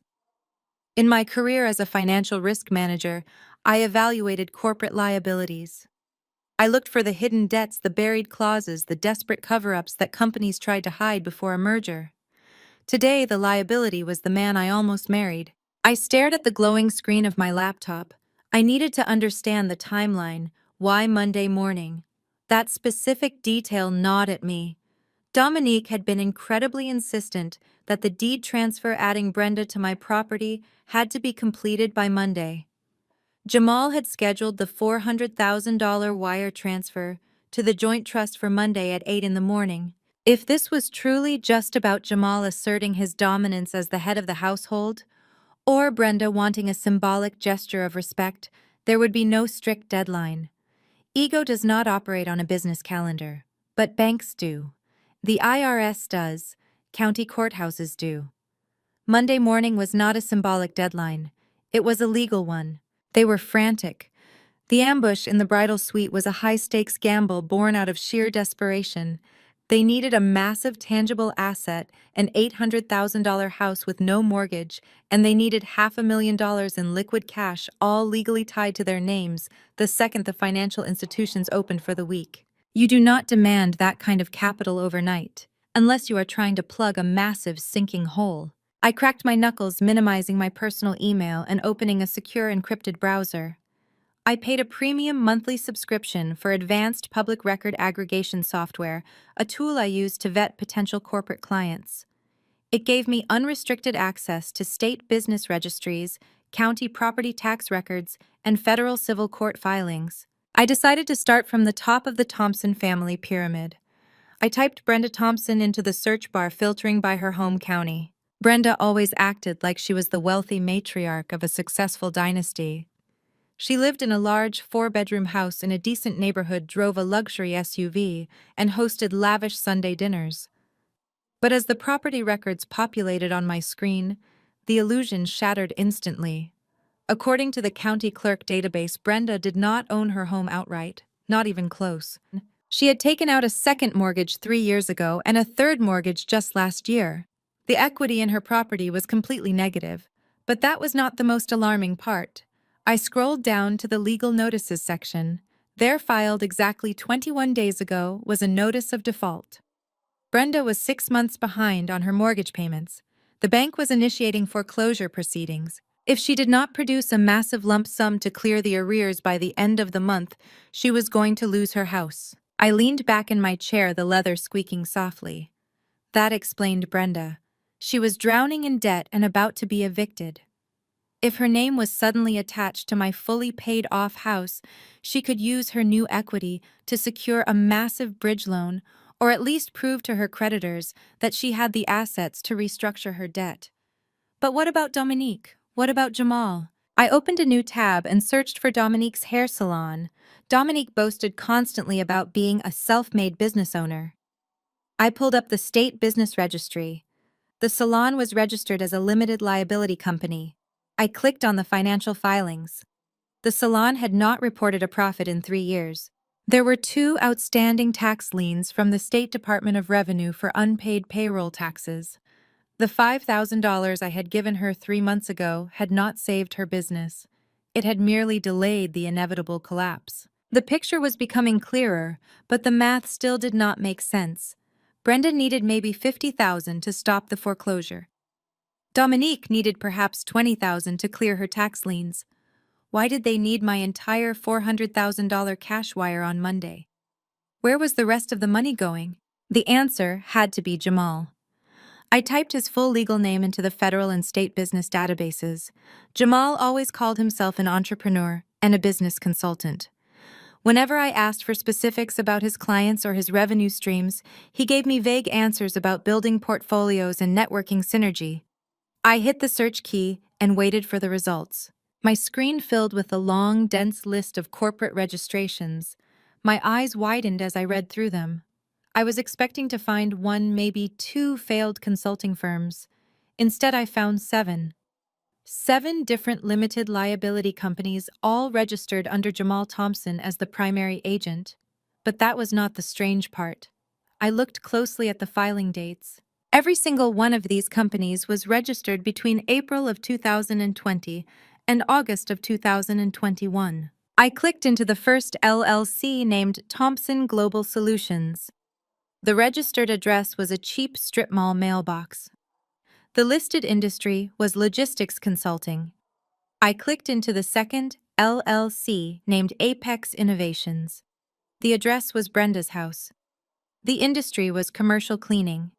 I clicked into the third, registered to Dominique's home address, listed as a digital marketing firm. They were all shell companies, ghost corporations with no real websites, no physical storefronts, and no actual employees. And they were all created during the exact window of the global pandemic. My blood ran cold. The pieces of the puzzle aggressively snapped together in my mind, forming a terrifying, undeniable picture. As a financial risk manager, I had spent the last 2 years attending corporate seminars about the massive wave of federal financial crimes that occurred during the pandemic. Specifically, the Paycheck Protection Program, or PPP loans. The federal government had handed out billions of dollars in forgivable loans to keep small businesses afloat. And thousands of scammers had created fake companies, forged employee payrolls, and stolen millions from the government. I furiously typed the names of Jamal's shell companies into a public database that tracked federal PPP loan disbursements. I held my breath as the search engine loaded. The results popped up, and the numbers were staggering. Thomson Global Solutions had received a forgivable loan of $85,000. Apex Innovations had received $92,000. The fake digital marketing firm had received $78,000. I kept scrolling, matching the shell companies to the federal loan payouts. Dominique's failing hair salon, which barely had 2 chairs, had claimed to have 15 full-time employees and received a loan for $120,000. I grabbed a notepad and a pen from my desk drawer. I quickly added up the numbers. Between Jamal Dominique and the companies registered to Brenda's address, the Thompson family had defrauded the federal government out of nearly $500,000. They had taken the money, spent it on luxury cars, designer dresses, and VIP tables at clubs, and assumed they would never be caught. But the government was clawing the money back. The IRS and the Department of Justice had launched massive task forces to audit and prosecute pandemic loan fraud. If the Thompson family had been audited, if the federal government had demanded proof of their fake employees and their ghost companies, the entire house of cards would have instantly collapsed. That was why they needed my $400,000 on Monday. That was why they needed an $800,000 house to use as collateral. They were not just broke. They were facing federal prison. They had received a demand letter from the government. They were scrambling to pay back the stolen federal funds before criminal indictments were handed down. And I was their designated bailout package. I sat in the quiet of my office, the sheer magnitude of their deception washing over me. They had not just lied to me about their wealth. They had actively planned to make me an unwitting accomplice in a massive federal fraud cover-up. By transferring my clean, legally earned money into a joint trust with Jamal, and by putting my house in Brenda's name. They were going to use my assets to launder their debt to the federal government. If the IRS seized their accounts, my money would have been seized right along with theirs. I would have lost everything I had ever worked for.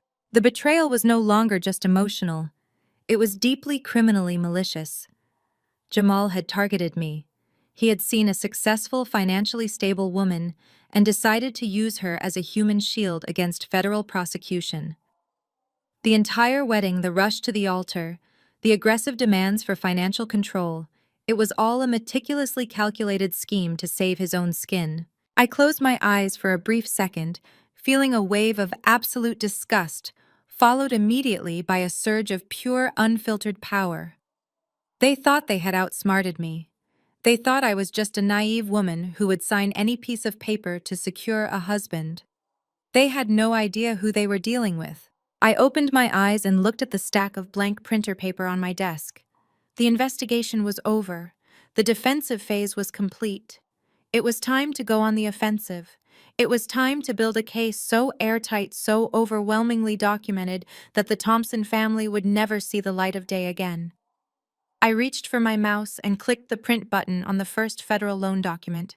It was time to set a trap. The printer in the corner of my office whirred to life, spitting out page after page of federal loan applications, corporate registrations, and tax lien notices. I stood up from my mahogany desk, the heavy silk corset of my wedding dress, feeling like a suit of armor, and walked over to the paper tray. I gathered the warm sheets of paper, grabbed a red highlighter, and spread the documents out across the massive wooden surface of my desk. I needed to map out the exact anatomy of their fraud. I needed to understand the precise mechanics of how the Thompson family had stolen hundreds of thousands of dollars and, more importantly, how they planned to use my life savings to cover their tracks. I started with Dominique's hair salon. The application for the Paycheck Protection Program required businesses to submit detailed employee rosters to prove they needed the government funds to maintain their payroll. I scanned the submitted roster attached to her approved loan file. Dominique had claimed 15 full-time employees. She operated out of a tiny 2-chair studio suite. I read the names on the list: John Doe, Jane Smith, Robert Johnson. The names were painfully generic. But as I cross-referenced the employee identification numbers with public databases, a much darker reality emerged. Some of the social security numbers belonged to deceased individuals. Others belonged to people incarcerated in the state penitentiary. Dominique had not just inflated her business numbers. She had committed massive coordinated identity theft to defraud the federal government. I moved on to Jamal's shell companies. Thomson Global Solutions had submitted a roster of 20 consultants. Apex Innovations claimed 30 commercial cleaners. Every single application followed the exact same fraudulent blueprint. Fake names, stolen social security numbers, and fabricated payroll ledgers. Jamal had systematically siphoned nearly $300,000 from a federal relief fund meant to save struggling businesses during a global crisis. He took that money and funded his luxurious lifestyle. He bought the designer suits he wore to our dates. He paid for the extravagant dinners where he courted me.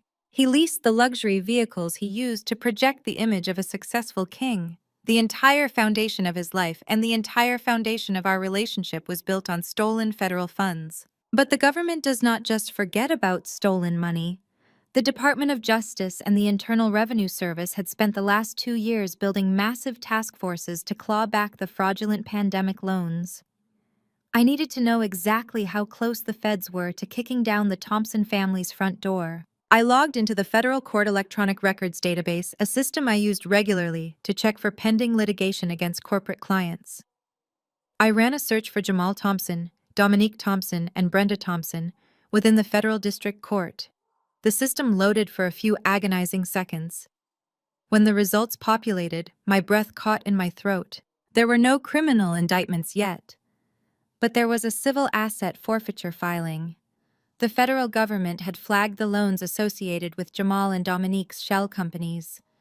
The Internal Revenue Service had officially initiated an audit, and they had issued formal subpoenas demanding the immediate production of actual payroll records, tax filings, and bank statements for the last 3 years. The subpoenas were dated exactly 4 weeks ago. 4 weeks ago. That was the exact same week Jamal suddenly became incredibly aggressive about moving our wedding date up by 6 months. He had claimed he simply could not wait another day to make me his wife. He had booked the church, ordered the flowers, and rushed the entire process, framing it as a wildly romantic gesture. I had been flattered. I had thought he was just deeply in love. But looking at the dates on the federal subpoenas, the sick, twisted reality washed over me. He was not rushing to the altar out of love. He was racing against a federal indictment clock. I shifted my focus to Brenda. I pulled her property records back up, looking closer at the notice of default I had found earlier. I had initially assumed it was a standard bank foreclosure due to missed mortgage payments, but as I read the fine print of the legal filing, I realized I was completely wrong. It was not a bank initiating the foreclosure. It was the federal government. The filing was a federal tax lien. Because Jamal and Dominique had funneled the stolen Paycheck Protection Program money through the shell company registered to Brenda's home address, the federal government had attached a massive lien directly to her property.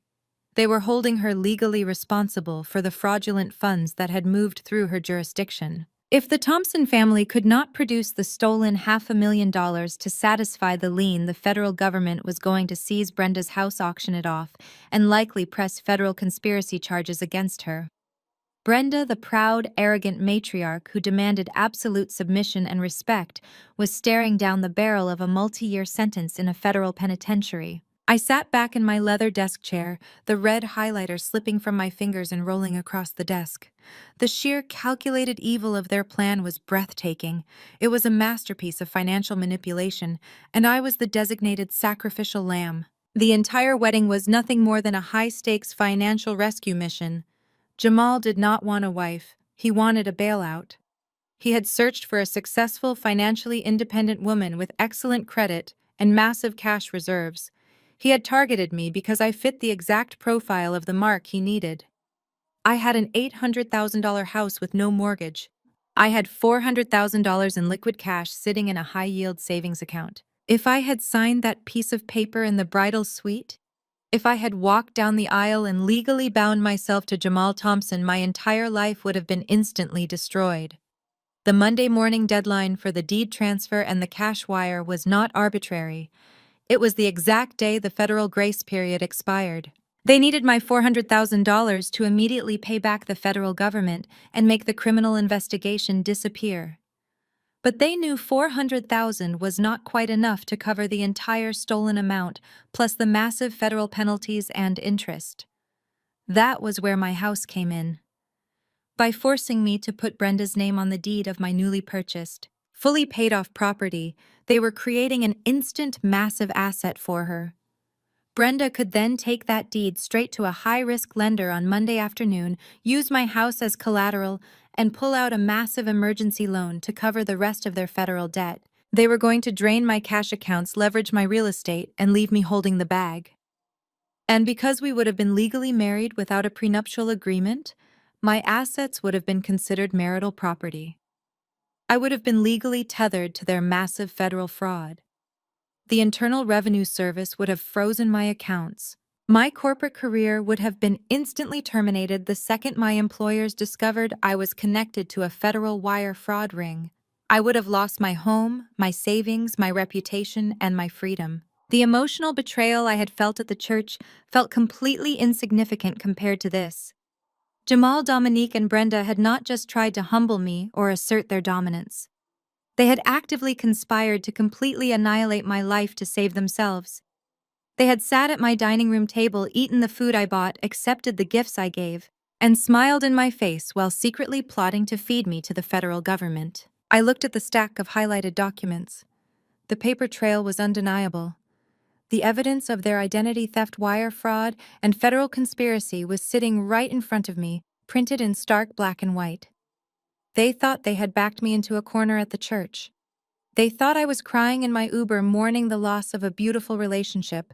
They had no idea that they had just handed a loaded weapon to a professional risk manager. I picked up my cell phone.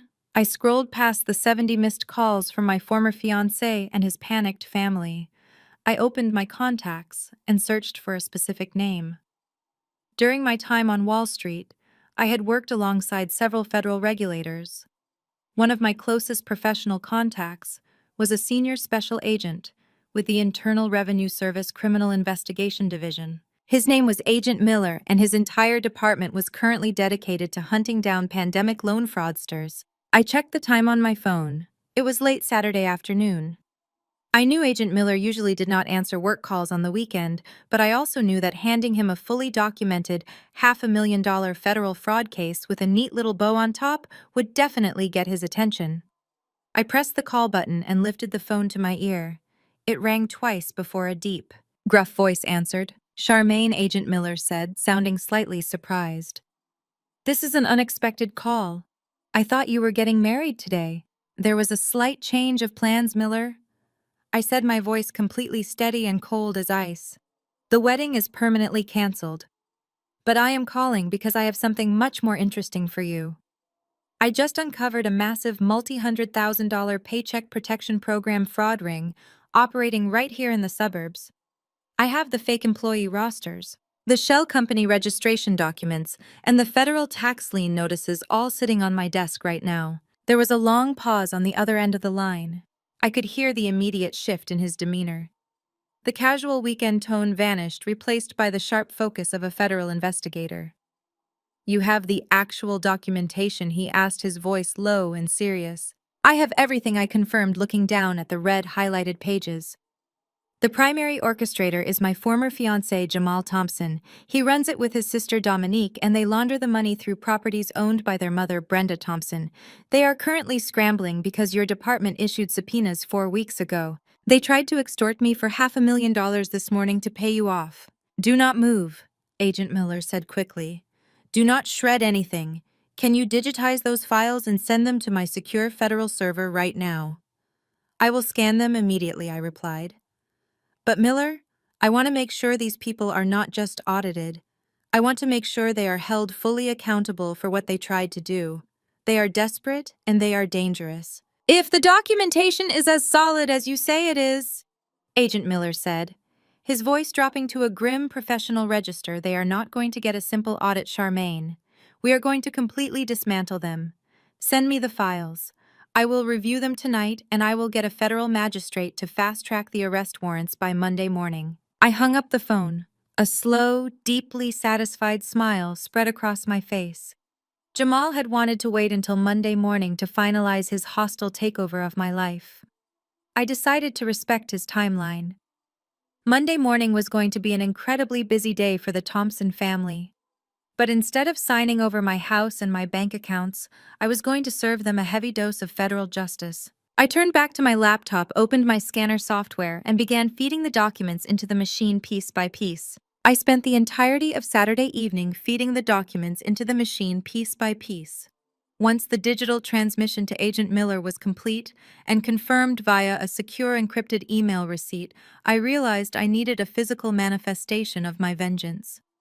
Digital files were efficient for federal prosecutors, but I wanted something heavy. Something undeniable that I could physically hold in my hands when I faced Jamal again. I walked into my kitchen, brewed a pot of incredibly strong, dark roast coffee, and went back to my office. I pulled a massive 3-inch thick black binder from my supply cabinet. For the next 7 hours, I did not stop moving. I printed out high-resolution color copies of every single fraudulent Paycheck Protection Program loan application. I printed the forged employee rosters highlighting the names of the deceased individuals and incarcerated felons Dominique had used. I printed the state business registrations for Jamal's 7 phantom shell companies. I organized the documents chronologically, inserting heavy-duty plastic dividers with meticulously typed labels for each member of the Thompson family. By the time the sun began to rise on Sunday morning, casting a pale, cold light through my office blinds, the binder was completely assembled. It weighed nearly 5 pounds. It was a dense, heavily researched encyclopedia of their federal crimes. I ran my hand over the smooth, black leather cover, feeling a deep, predatory satisfaction. I had not slept a single minute, but I felt more awake and energized than I had in years. I took a quick shower, changed into a comfortable cashmere lounge set, and prepared for the next critical phase of my counterattack. At exactly 9 in the morning on Sunday, I picked up my phone and dialed the personal cell number of my corporate attorney, Jonathan Hayes. Jonathan was a ruthless, brilliant legal mind who handled all of my personal real estate contracts and corporate liability protections. He answered on the third ring, sounding slightly groggy. "Charmaine," Jonathan said, clearing his throat. "I thought you were on a flight to St. Lucia for your honeymoon right now. Did you lose your passport?" "There is no honeymoon, Jonathan," I said, my voice crisp and professional. "I canceled the wedding yesterday morning right before the ceremony. I need you to listen to me very carefully because we have a massive, immediate legal crisis on our hands.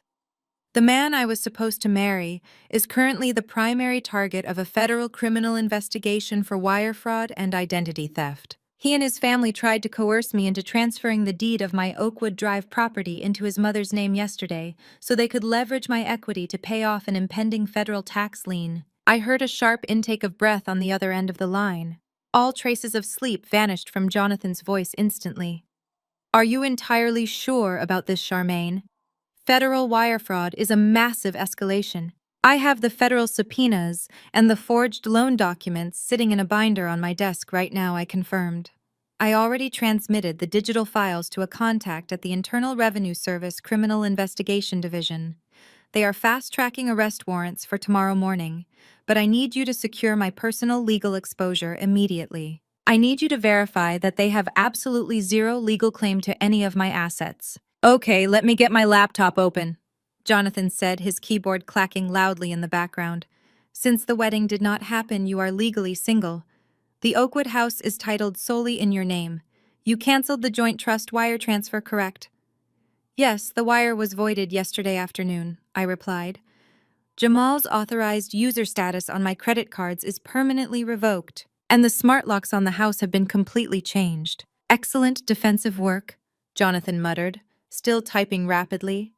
"I am logging into the county clerk's digital portal right now just to run a standard title and marital status check.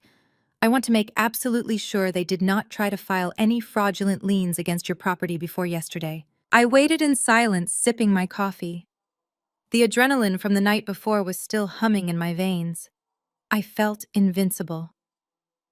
But then the rapid clicking of Jonathan's keyboard suddenly stopped. A heavy, ominous silence filled the phone line. Charmaine. Jonathan said, his voice dropping to a low, tight whisper. Did you and Jamal go to the county courthouse last week? No, I answered, a sudden spike of cold dread hitting my stomach. We were supposed to sign the marriage license at the church yesterday after the ceremony. Why? What are you looking at? I am looking at a legally processed, finalized marriage certificate, Jonathan said grimly. It was filed and recorded with the county clerk exactly 8 days ago. It has your printed name, your social security number, and what looks like your signature on the digital scan. According to the state of Connecticut, you and Jamal Thompson are already legally married. The coffee cup in my hand shook, splashing dark liquid onto my desk. I stared blankly at the wall, my brain struggling to process the magnitude of this new betrayal. That is impossible, I breathed. I never signed anything. I never went to the courthouse. He forged my signature. He forged a legal government document to establish marital status before the actual wedding. Jonathan explained, his tone laced with absolute disgust. He knew you might back out if they pushed too hard for the house deed on the wedding day. By filing this forged license a week early, he ensured that even if you walked away from the altar, he would still have a legal claim to your assets under marital property laws. He was trying to trap you in a legal marriage without your consent. The sheer psychopathic level of Jamal's manipulation was staggering. He had not just planned an ambush at the church. He had built a secret legal cage around me a week in advance. He thought he had outsmarted me. He thought that even though I had walked out in my wedding dress, he could simply show up with a forged government document and claim half of my net worth. How do we destroy this? I demanded, my voice hardening into a weapon. I am not spending a single day legally bound to a federal criminal. We file for an immediate annulment based on extreme fraud and forgery, Jonathan stated confidently. I will draft the emergency injunction right now. I will have a private investigator pull the security camera footage from the county clerk's office from last week to prove you were not present when he filed it. I will also draft a cease and desist order regarding your property. Have the annulment papers ready by tomorrow morning, I instructed. I want to hand them to him personally. I will have them printed and notarized, Jonathan promised. Are you safe at the house right now? I am perfectly safe, I said. Just get those papers done. I hung up the phone. The discovery of the forged marriage license did not break me. It only fueled the inferno of my rage. Jamal had crossed a line that could never be uncrossed. He had weaponized the legal system against me, and now I was going to use that exact same system to bury him alive. I picked up my phone again and dialed Agent Miller. It was Sunday afternoon now. I needed to solidify the operational timeline for Monday morning. Miller, I said the second he answered. Tell me you have good news. The magistrate just signed off on the warrants 10 minutes ago, Agent Miller confirmed, sounding incredibly energized. Your documentation was flawless, Charmaine. We have ironclad probable cause for massive federal wire fraud, aggravated identity theft, and conspiracy to defraud the United States government. The arrest warrants for Jamal Thompson and Dominique Thompson are active. We also have a federal seizure warrant for Brenda Thompson's property. Perfect, I said, a dark smile playing on my lips. Because I just discovered another charge you can add to his list. Jamal forged my signature on a marriage license and filed it with the county clerk last week to illegally establish a claim to my assets. Agent Miller let out a low whistle. This guy just does not know when to stop digging his own grave. That is state-level forgery. But we will happily pass that along to the local district attorney once we have him in federal custody. I know exactly where he is going to be tomorrow morning, I said, leaning forward and resting my elbows on the thick black binder. Jamal is incredibly arrogant, and he thinks he holds a legally binding marriage certificate. He knows I locked him out of the bank accounts and the house yesterday. But because he thinks we are legally married, he is going to assume he has the right to force entry into my home to claim his property.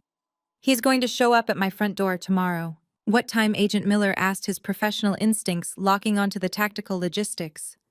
He usually wakes up late, but given the massive financial panic he is currently experiencing, I guarantee he will be on my porch by 9 in the morning, I calculated.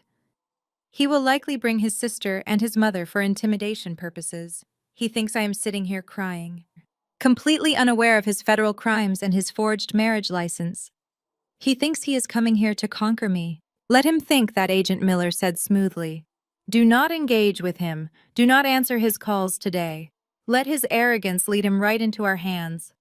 I want to be the one who opens the door, I requested, my tone leaving absolutely no room for debate. I want him to look me in the eye when his entire life collapses.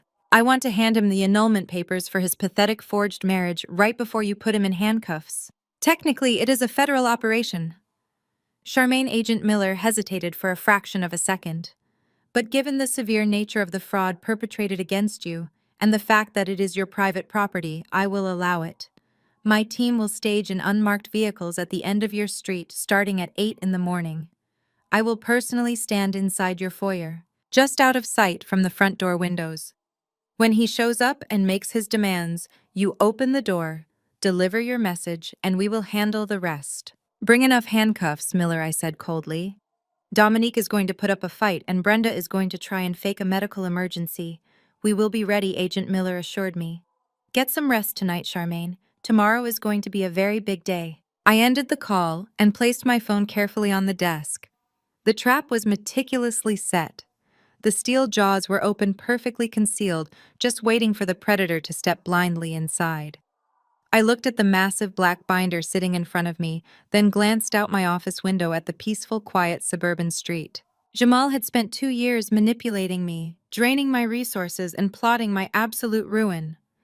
He had sent his family to humiliate me on my wedding day. He had forged government documents to steal my home. He thought I was just a naive mark, a stepping stone on his path to unearned wealth. He had no idea that he had just declared war on a woman who dismantled corporate fraud for a living. I spent the rest of Sunday in a state of tranquil preparation. I drank tea, listened to classical music, and selected my outfit for Monday morning with forensic precision. I was not going to look like a defeated, heartbroken bride. I was going to look like the executive who had just liquidated his entire existence. The welcoming party was fully arranged. The guests of honor were completely oblivious, and the absolute destruction of the Thompson family was rapidly approaching. Monday morning arrived with a crisp, clear blue sky, completely devoid of the dark clouds that had threatened my wedding weekend. I woke up at 5 in the morning, feeling entirely refreshed. I bypassed my usual casual work-from-home attire and went straight to the back of my closet. I selected a tailored navy blue designer suit. It was the exact suit I wore when I had to deliver devastating financial news to corporate executives. I paired it with a crisp white silk blouse and my most intimidating black stilettos. I applied my makeup with absolute precision, pulling my hair back into a sleek, severe bun. I did not look like a jilted bride. I looked like an executioner. At exactly 8:45 in the morning, I stood by my kitchen window with a steaming mug of black coffee in my hand. I watched as 3 unmarked black sport utility vehicles rolled silently into my neighborhood. They did not pull into my driveway. Instead, they parked discreetly along the curb at the end of the street, completely blending into the quiet suburban landscape. A few moments later, there was a soft, sharp knock at my back patio door. I disarmed the security system and let Agent Miller inside. He was dressed in a dark tactical windbreaker with the letters IRS printed in bold yellow font across the back, accompanied by 2 heavily armed federal agents. "Good morning," Charmaine, Agent Miller said, stepping into my kitchen and surveying the pristine granite countertops. "You look like you are ready for a hostile takeover." "That is exactly what this is, Miller," I replied, taking a sip of my coffee. "Have your men stage in the front foyer, completely out of sight from the sidelight windows. They will be here any minute." Agent Miller nodded, motioning for his team to take their positions in the dark shadows of the entryway. I walked over to my kitchen island and placed my tablet on the marble surface, opening the live feed from my front porch security cameras. I watched the screen intently, waiting for the final act of this ridiculous play to begin. I did not have to wait long. At precisely 9 o'clock, a sleek silver Mercedes-Benz turned onto Oakwood Drive. It was the expensive luxury sedan Jamal leased to maintain his fake millionaire image, paid for entirely by the massive wire fraud scheme he was currently running. The car pulled aggressively into my driveway tires, screeching slightly as it came to an abrupt halt. The doors swung open, and the entire Thompson family stepped out onto my immaculate paver stones. Jamal was wearing a sharp gray suit, clearly trying to project an aura of total authority. Dominique stepped out of the passenger side wearing oversized designer sunglasses and holding a massive iced coffee, looking as arrogant as ever. Brenda emerged from the back seat clutching a leather designer handbag, her face set in a deep, permanent scowl. But they were not alone. A fourth person stepped out of a small, battered white work van that had followed the Mercedes into the driveway. It was a man wearing a blue uniform shirt carrying a heavy metal toolbox, a locksmith. I watched the tablet screen as Jamal marched confidently up the front walkway, leading his family toward my porch like a conquering general. He walked straight up to the front door and pulled his keyring from his pocket. He confidently slid his physical key into the smart lock cylinder. I watched his face on the high-definition camera. He turned the key. Nothing happened. The electronic lockout I had engaged with the security company on Saturday afternoon held the deadbolt firmly in place. Jamal frowned, jiggling the key aggressively. He tried turning it the other way, putting his shoulder into the door, but the heavy fiberglass did not budge a single millimeter. "What is wrong with it?" Dominique demanded, standing right behind him with her hands on her hips. "Just open the door, Jamal. We do not have all day to deal with her little temper tantrums." She changed the smart codes, Jamal muttered, his face flushing red with sudden anger, and she engaged the physical lockout. "The key is completely useless." He pulled the key out and hammered his fist violently against the front door. The heavy thuds echoed loudly through the quiet neighborhood. Charmaine Jamal bellowed, his voice muffled but entirely audible through the thick door. "I know you are in there. Open this door right now. You cannot lock me out of my own house." I stood perfectly still in the kitchen, watching his face contort with rage on the monitor. Agent Miller caught my eye from the hallway and gave me a subtle, reassuring nod. I did not move toward the door just yet. I wanted him to scream. I wanted him to completely exhaust his false sense of authority before I ripped it away from him. "You hear me?" Jamal shouted, banging both of his fists against the door now. "This little silent treatment is not going to work. I filed the marriage license last week. We are legally married in the eyes of the state. That means 50% of this property belongs to me. You have absolutely no right to change the locks on a marital asset. I have the legal right to enter my own home. And if you do not open this door in 5 seconds, I am having this locksmith drill straight through your fancy security system." I smiled into my coffee mug. He was practically confessing to his forgery on my front porch security camera, which captured perfectly clear high-definition audio. Dominique pushed her way to the front, leaning close to the door, her face taking up half of my camera screen. She laughed, a high, mocking sound that grated on my nerves. "You really thought you were so smart, did you not, Charmaine?" She sneered, practically spitting the words at the door. "You thought you could just walk out of the church, cancel the bank transfers, and leave my brother with nothing. You are nothing but a stupid corporate drone who got completely outsmarted. You spent all that time reading spreadsheets and you did not even bother to check the county clerk records. You got played, Charmaine. My brother secured his bag a week ago. Now open the door before we call the police and have you legally removed from our property." Brenda stepped up next to her daughter, her voice dripping with that familiar, sickeningly sweet condescension. "Charmaine, sweetie, this is embarrassing for you," Brenda called out. "You are acting like a bitter, hysterical woman. A good wife does not lock her husband out in the cold. You need to humble yourself, open this door, and apologize to Jamal for your behavior on Saturday. Once you sign the deed transfer over to me, we can put all this ugliness behind us and focus on being a family." The sheer audacity of their delusion was almost impressive. They were standing on my porch demanding I apologize to them while actively trying to break into my home to steal my assets to cover up their federal crimes. Jamal turned to the confused locksmith who was standing awkwardly at the bottom of the porch steps, clutching his heavy toolbox. "Drill the lock," Jamal commanded, pointing an angry finger at my front door. "I am the legal resident of this house. My wife is having a mental breakdown and trying to illegally lock me out." Drill the cylinder and get this door open right now. I will pay you double your standard emergency rate." The locksmith hesitated, looking extremely uncomfortable with the screaming match he had just walked into.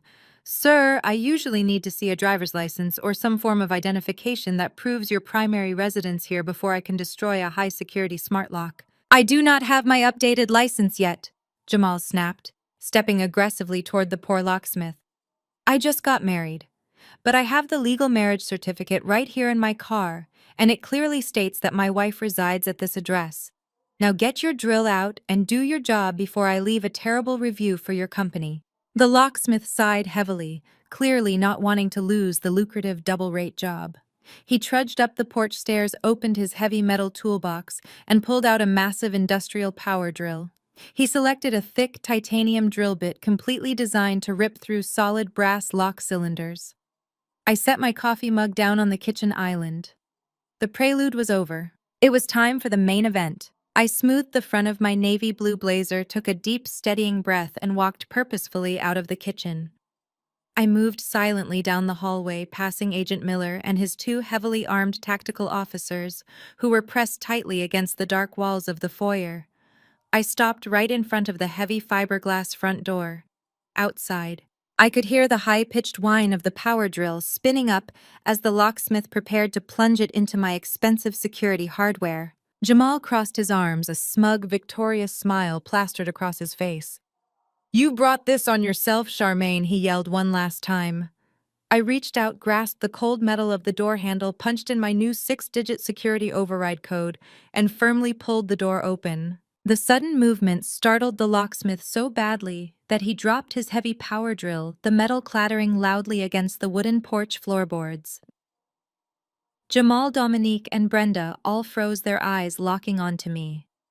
I stood perfectly framed in the doorway, blocking their view of the dark foyer behind me. I looked absolutely flawless, completely unbothered, and entirely in control. I did not look like a woman who was terrified of losing her home. Jamal's smug smile widened into a full, arrogant grin. He thought my appearance meant that I had finally surrendered to his threats. He thought he had broken me. Well, well, well. Jamal mocked, adjusting the lapels of his expensive gray suit. "Look who finally decided to act like a rational adult. I told you, Charmaine, you cannot fight the law. The marriage is already on the books. This house is half mine now." He took a confident step forward, fully intending to push past me and walk straight into my home as if he owned the entire world. I raised my left hand, placing it flat against his chest, stopping him dead in his tracks. My touch was light, but it carried the absolute weight of a brick wall. "You are not stepping foot inside my house, Jamal," I said, my voice completely calm, devoid of any shouting or hysteria. Dominique scoffed, rolling her eyes behind her oversized sunglasses. "Oh, please, move out of the way, Charmaine, before we physically move you. You lost, just accept it." "I did not lose anything, Dominique," I replied, locking my eyes entirely onto Jamal's confused face. I reached into the inside pocket of my tailored blazer and pulled out a thick, legally binding document folded neatly in thirds. I slapped the paper directly against Jamal's chest. "What is this?" Jamal demanded, looking down at the legal document in his hands. "Those are the emergency annulment papers for the fraudulent marriage license you forged last week," I stated clearly, making sure the locksmith heard every single word. "You are not my husband. You do not own a single inch of this property, and you are officially trespassing." Jamal laughed, a nervous, entirely unconvincing sound. He tried to brush the papers away. "You think a piece of paper is going to stop me from taking what is mine? You are delusional, Charmaine. I am walking into this house right now." He stepped forward again, leaning his weight against my hand, trying to physically force his way past me. I dropped my hand from his chest. I took one single, deliberate step backward into the foyer. "I highly recommend you reconsider that action, Jamal," I said softly. Before he could process my words, the heavy, imposing figure of Agent Miller stepped entirely out of the shadows of the foyer, completely blocking the entrance. The bright morning sun glinted off the bold yellow letters printed across his tactical vest. The two other heavily armed federal agents stepped up right behind him, their hands resting cautiously on their utility belts. Jamal froze. His arrogant grin vanished instantly, entirely replaced by a look of absolute, unadulterated horror. The color drained completely from his face, leaving him looking like a ghost standing in the bright morning sunlight. Before Jamal could even process the letters printed on the tactical vests, another figure stepped out from the shadows of my foyer. It was Jonathan, my corporate attorney, holding a sleek leather briefcase. He had slipped in through the back patio door just moments before the Thompson family arrived, ensuring every single legal base was perfectly covered. Jonathan adjusted his glasses and looked at Jamal with the kind of clinical detachment reserved for scraping gum off a shoe. Jamal took a clumsy, stumbling step backward, almost tripping over his own expensive leather shoes. His eyes darted wildly between the heavily armed federal agents, my attorney, and me. The absolute silence on the porch was deafening. Even the locksmith had completely frozen his eyes wide as Saucer's slowly backing away toward his work van, desperately trying to distance himself from the sudden federal presence. "What is this?" Jamal finally choked out his voice, a pathetic high-pitched rasp. "What is going on here?" I stepped forward, completely closing the distance between us. I took the folded legal document I had just pressed against his chest and shoved it roughly into his trembling hand.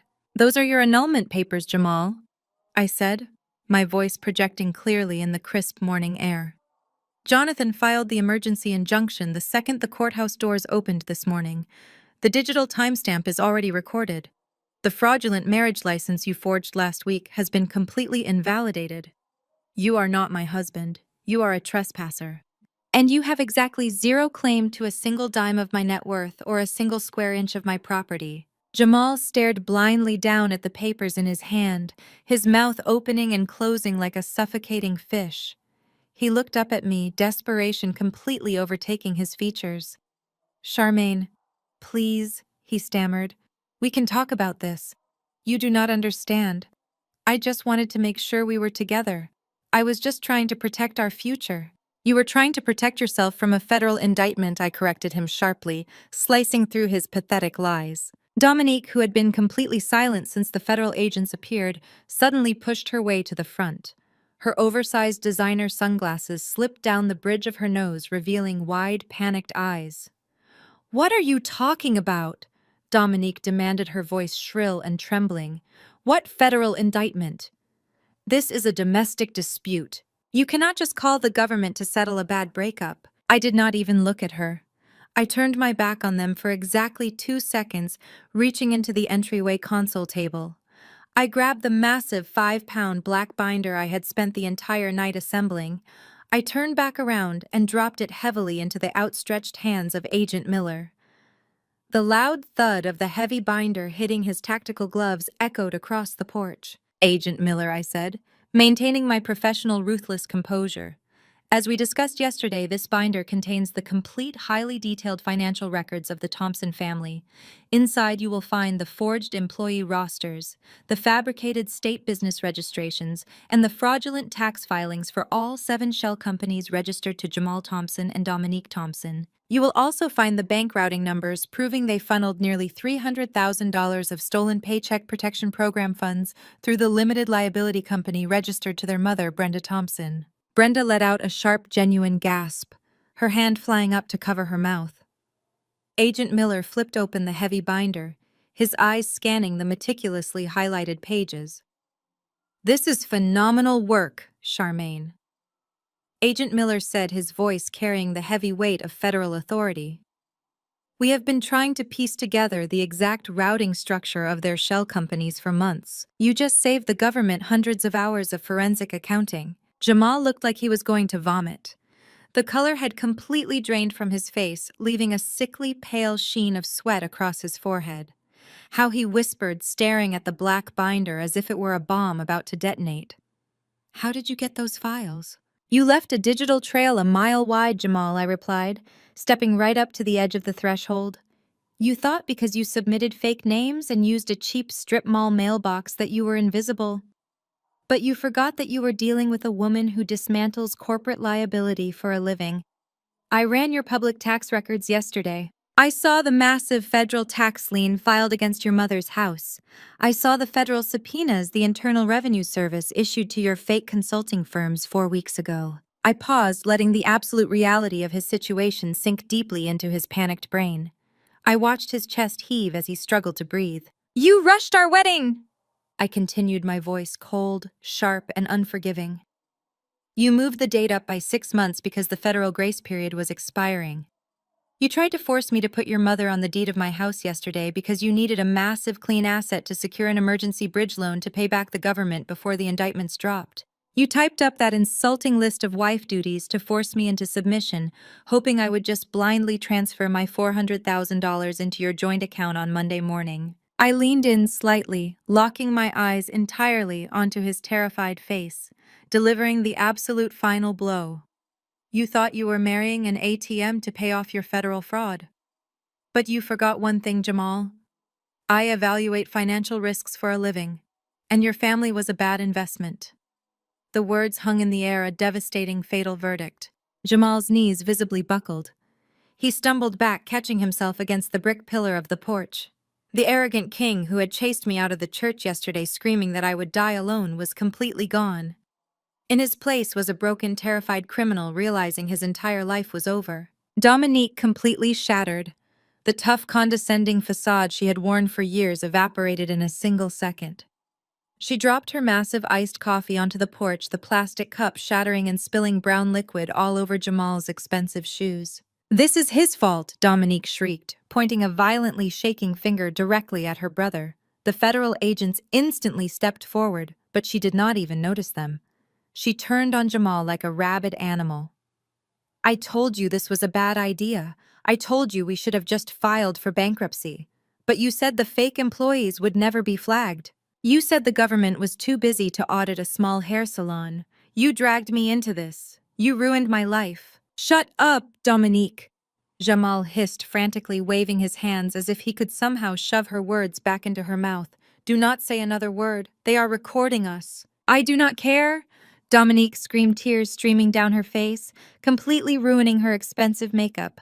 She turned toward Agent Miller, holding her hands up in a desperate gesture of surrender. "I did not mastermind any of this. It was his idea. He created the shell companies. He printed the fake tax forms. I just signed the papers because he told me it was free government money. I will testify against him. I will tell you everything you want to know. Just do not put me in prison." Agent Miller did not look amused. He pulled a pair of heavy steel handcuffs from his tactical belt. "We can discuss your cooperation at the federal building, Ms. Thompson. Turn around and place your hands behind your back. You are under arrest for federal wire fraud, aggravated identity theft, and conspiracy against the United States government." Dominique collapsed into loud, ugly sobs as the second federal agent stepped forward, firmly spinning her around and locking the heavy steel cuffs around her wrists. Seeing her daughter in handcuffs completely broke whatever remaining composure Brenda had left. The matriarch, who had calmly demanded I surrender my home to her 24 hours ago, suddenly clutched her chest with both hands. "Oh, Lord," Brenda wailed, her voice trembling dramatically. My chest is incredibly tight. I cannot breathe. The stress of this malicious, lying woman is giving me a heart attack." She swayed on her feet, leaning heavily against the railing of the porch, fully expecting the entire scene to stop to accommodate her medical emergency.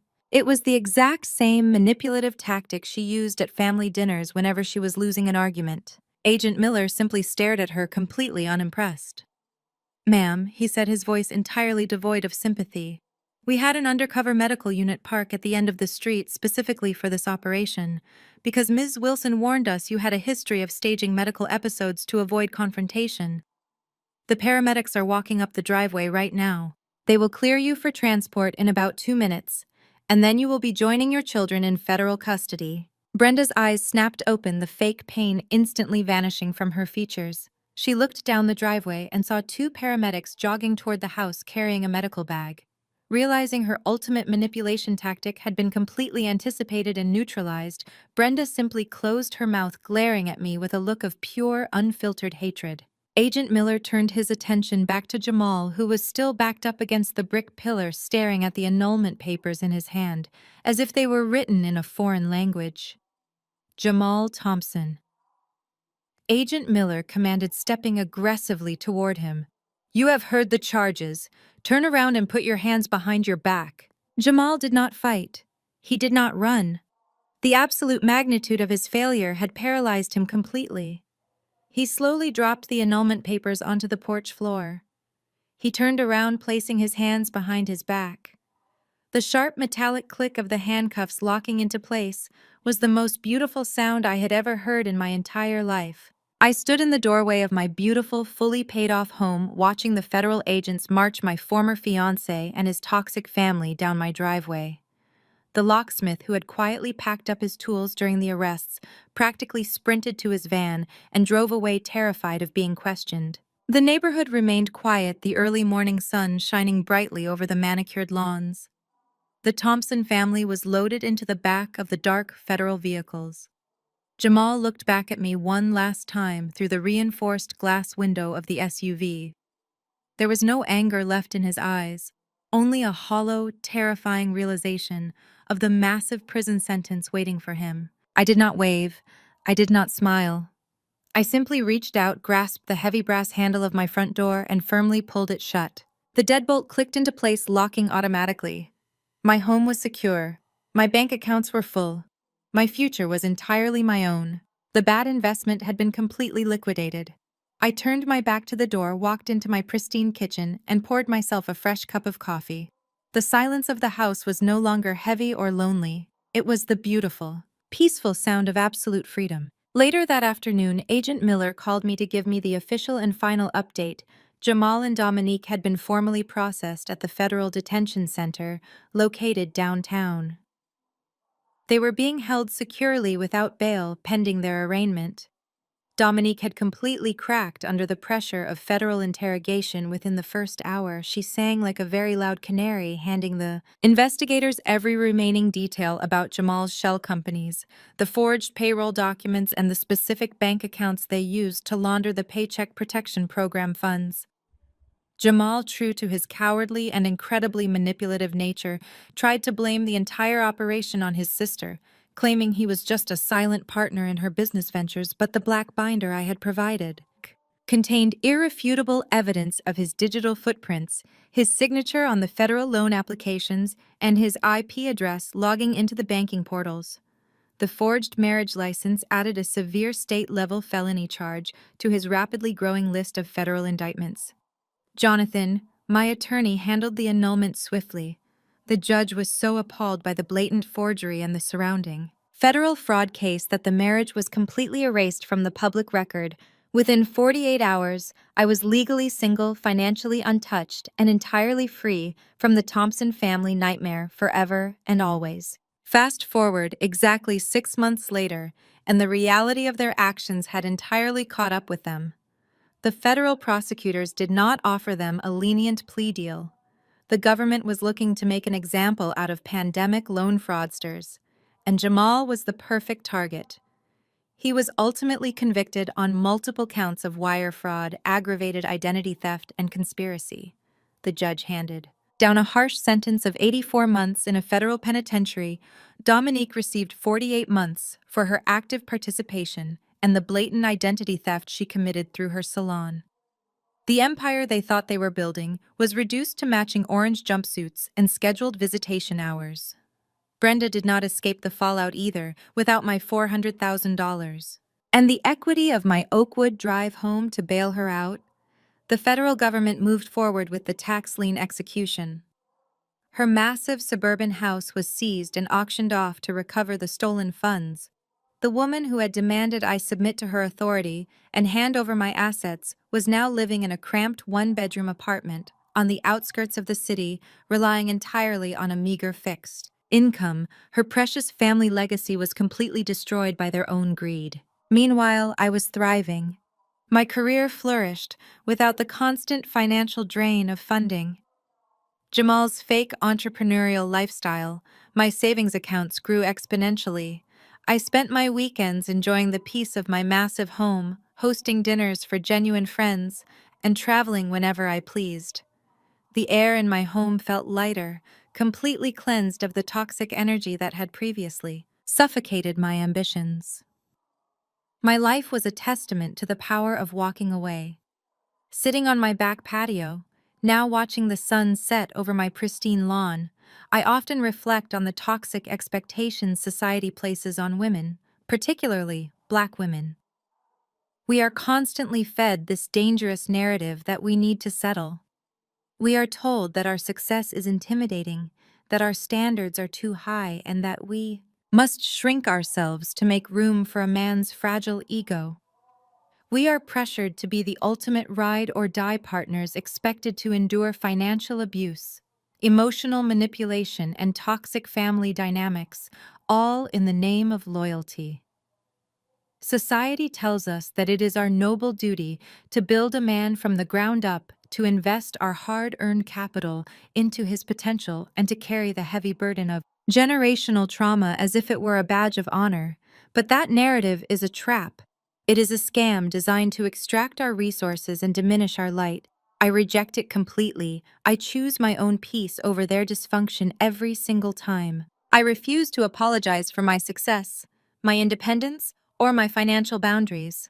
Loyalty should never require you to set yourself on fire to keep someone else warm. True partnership is about mutual growth, respect, and shared responsibility. It is not a hostile takeover of your assets under the guise of traditional values.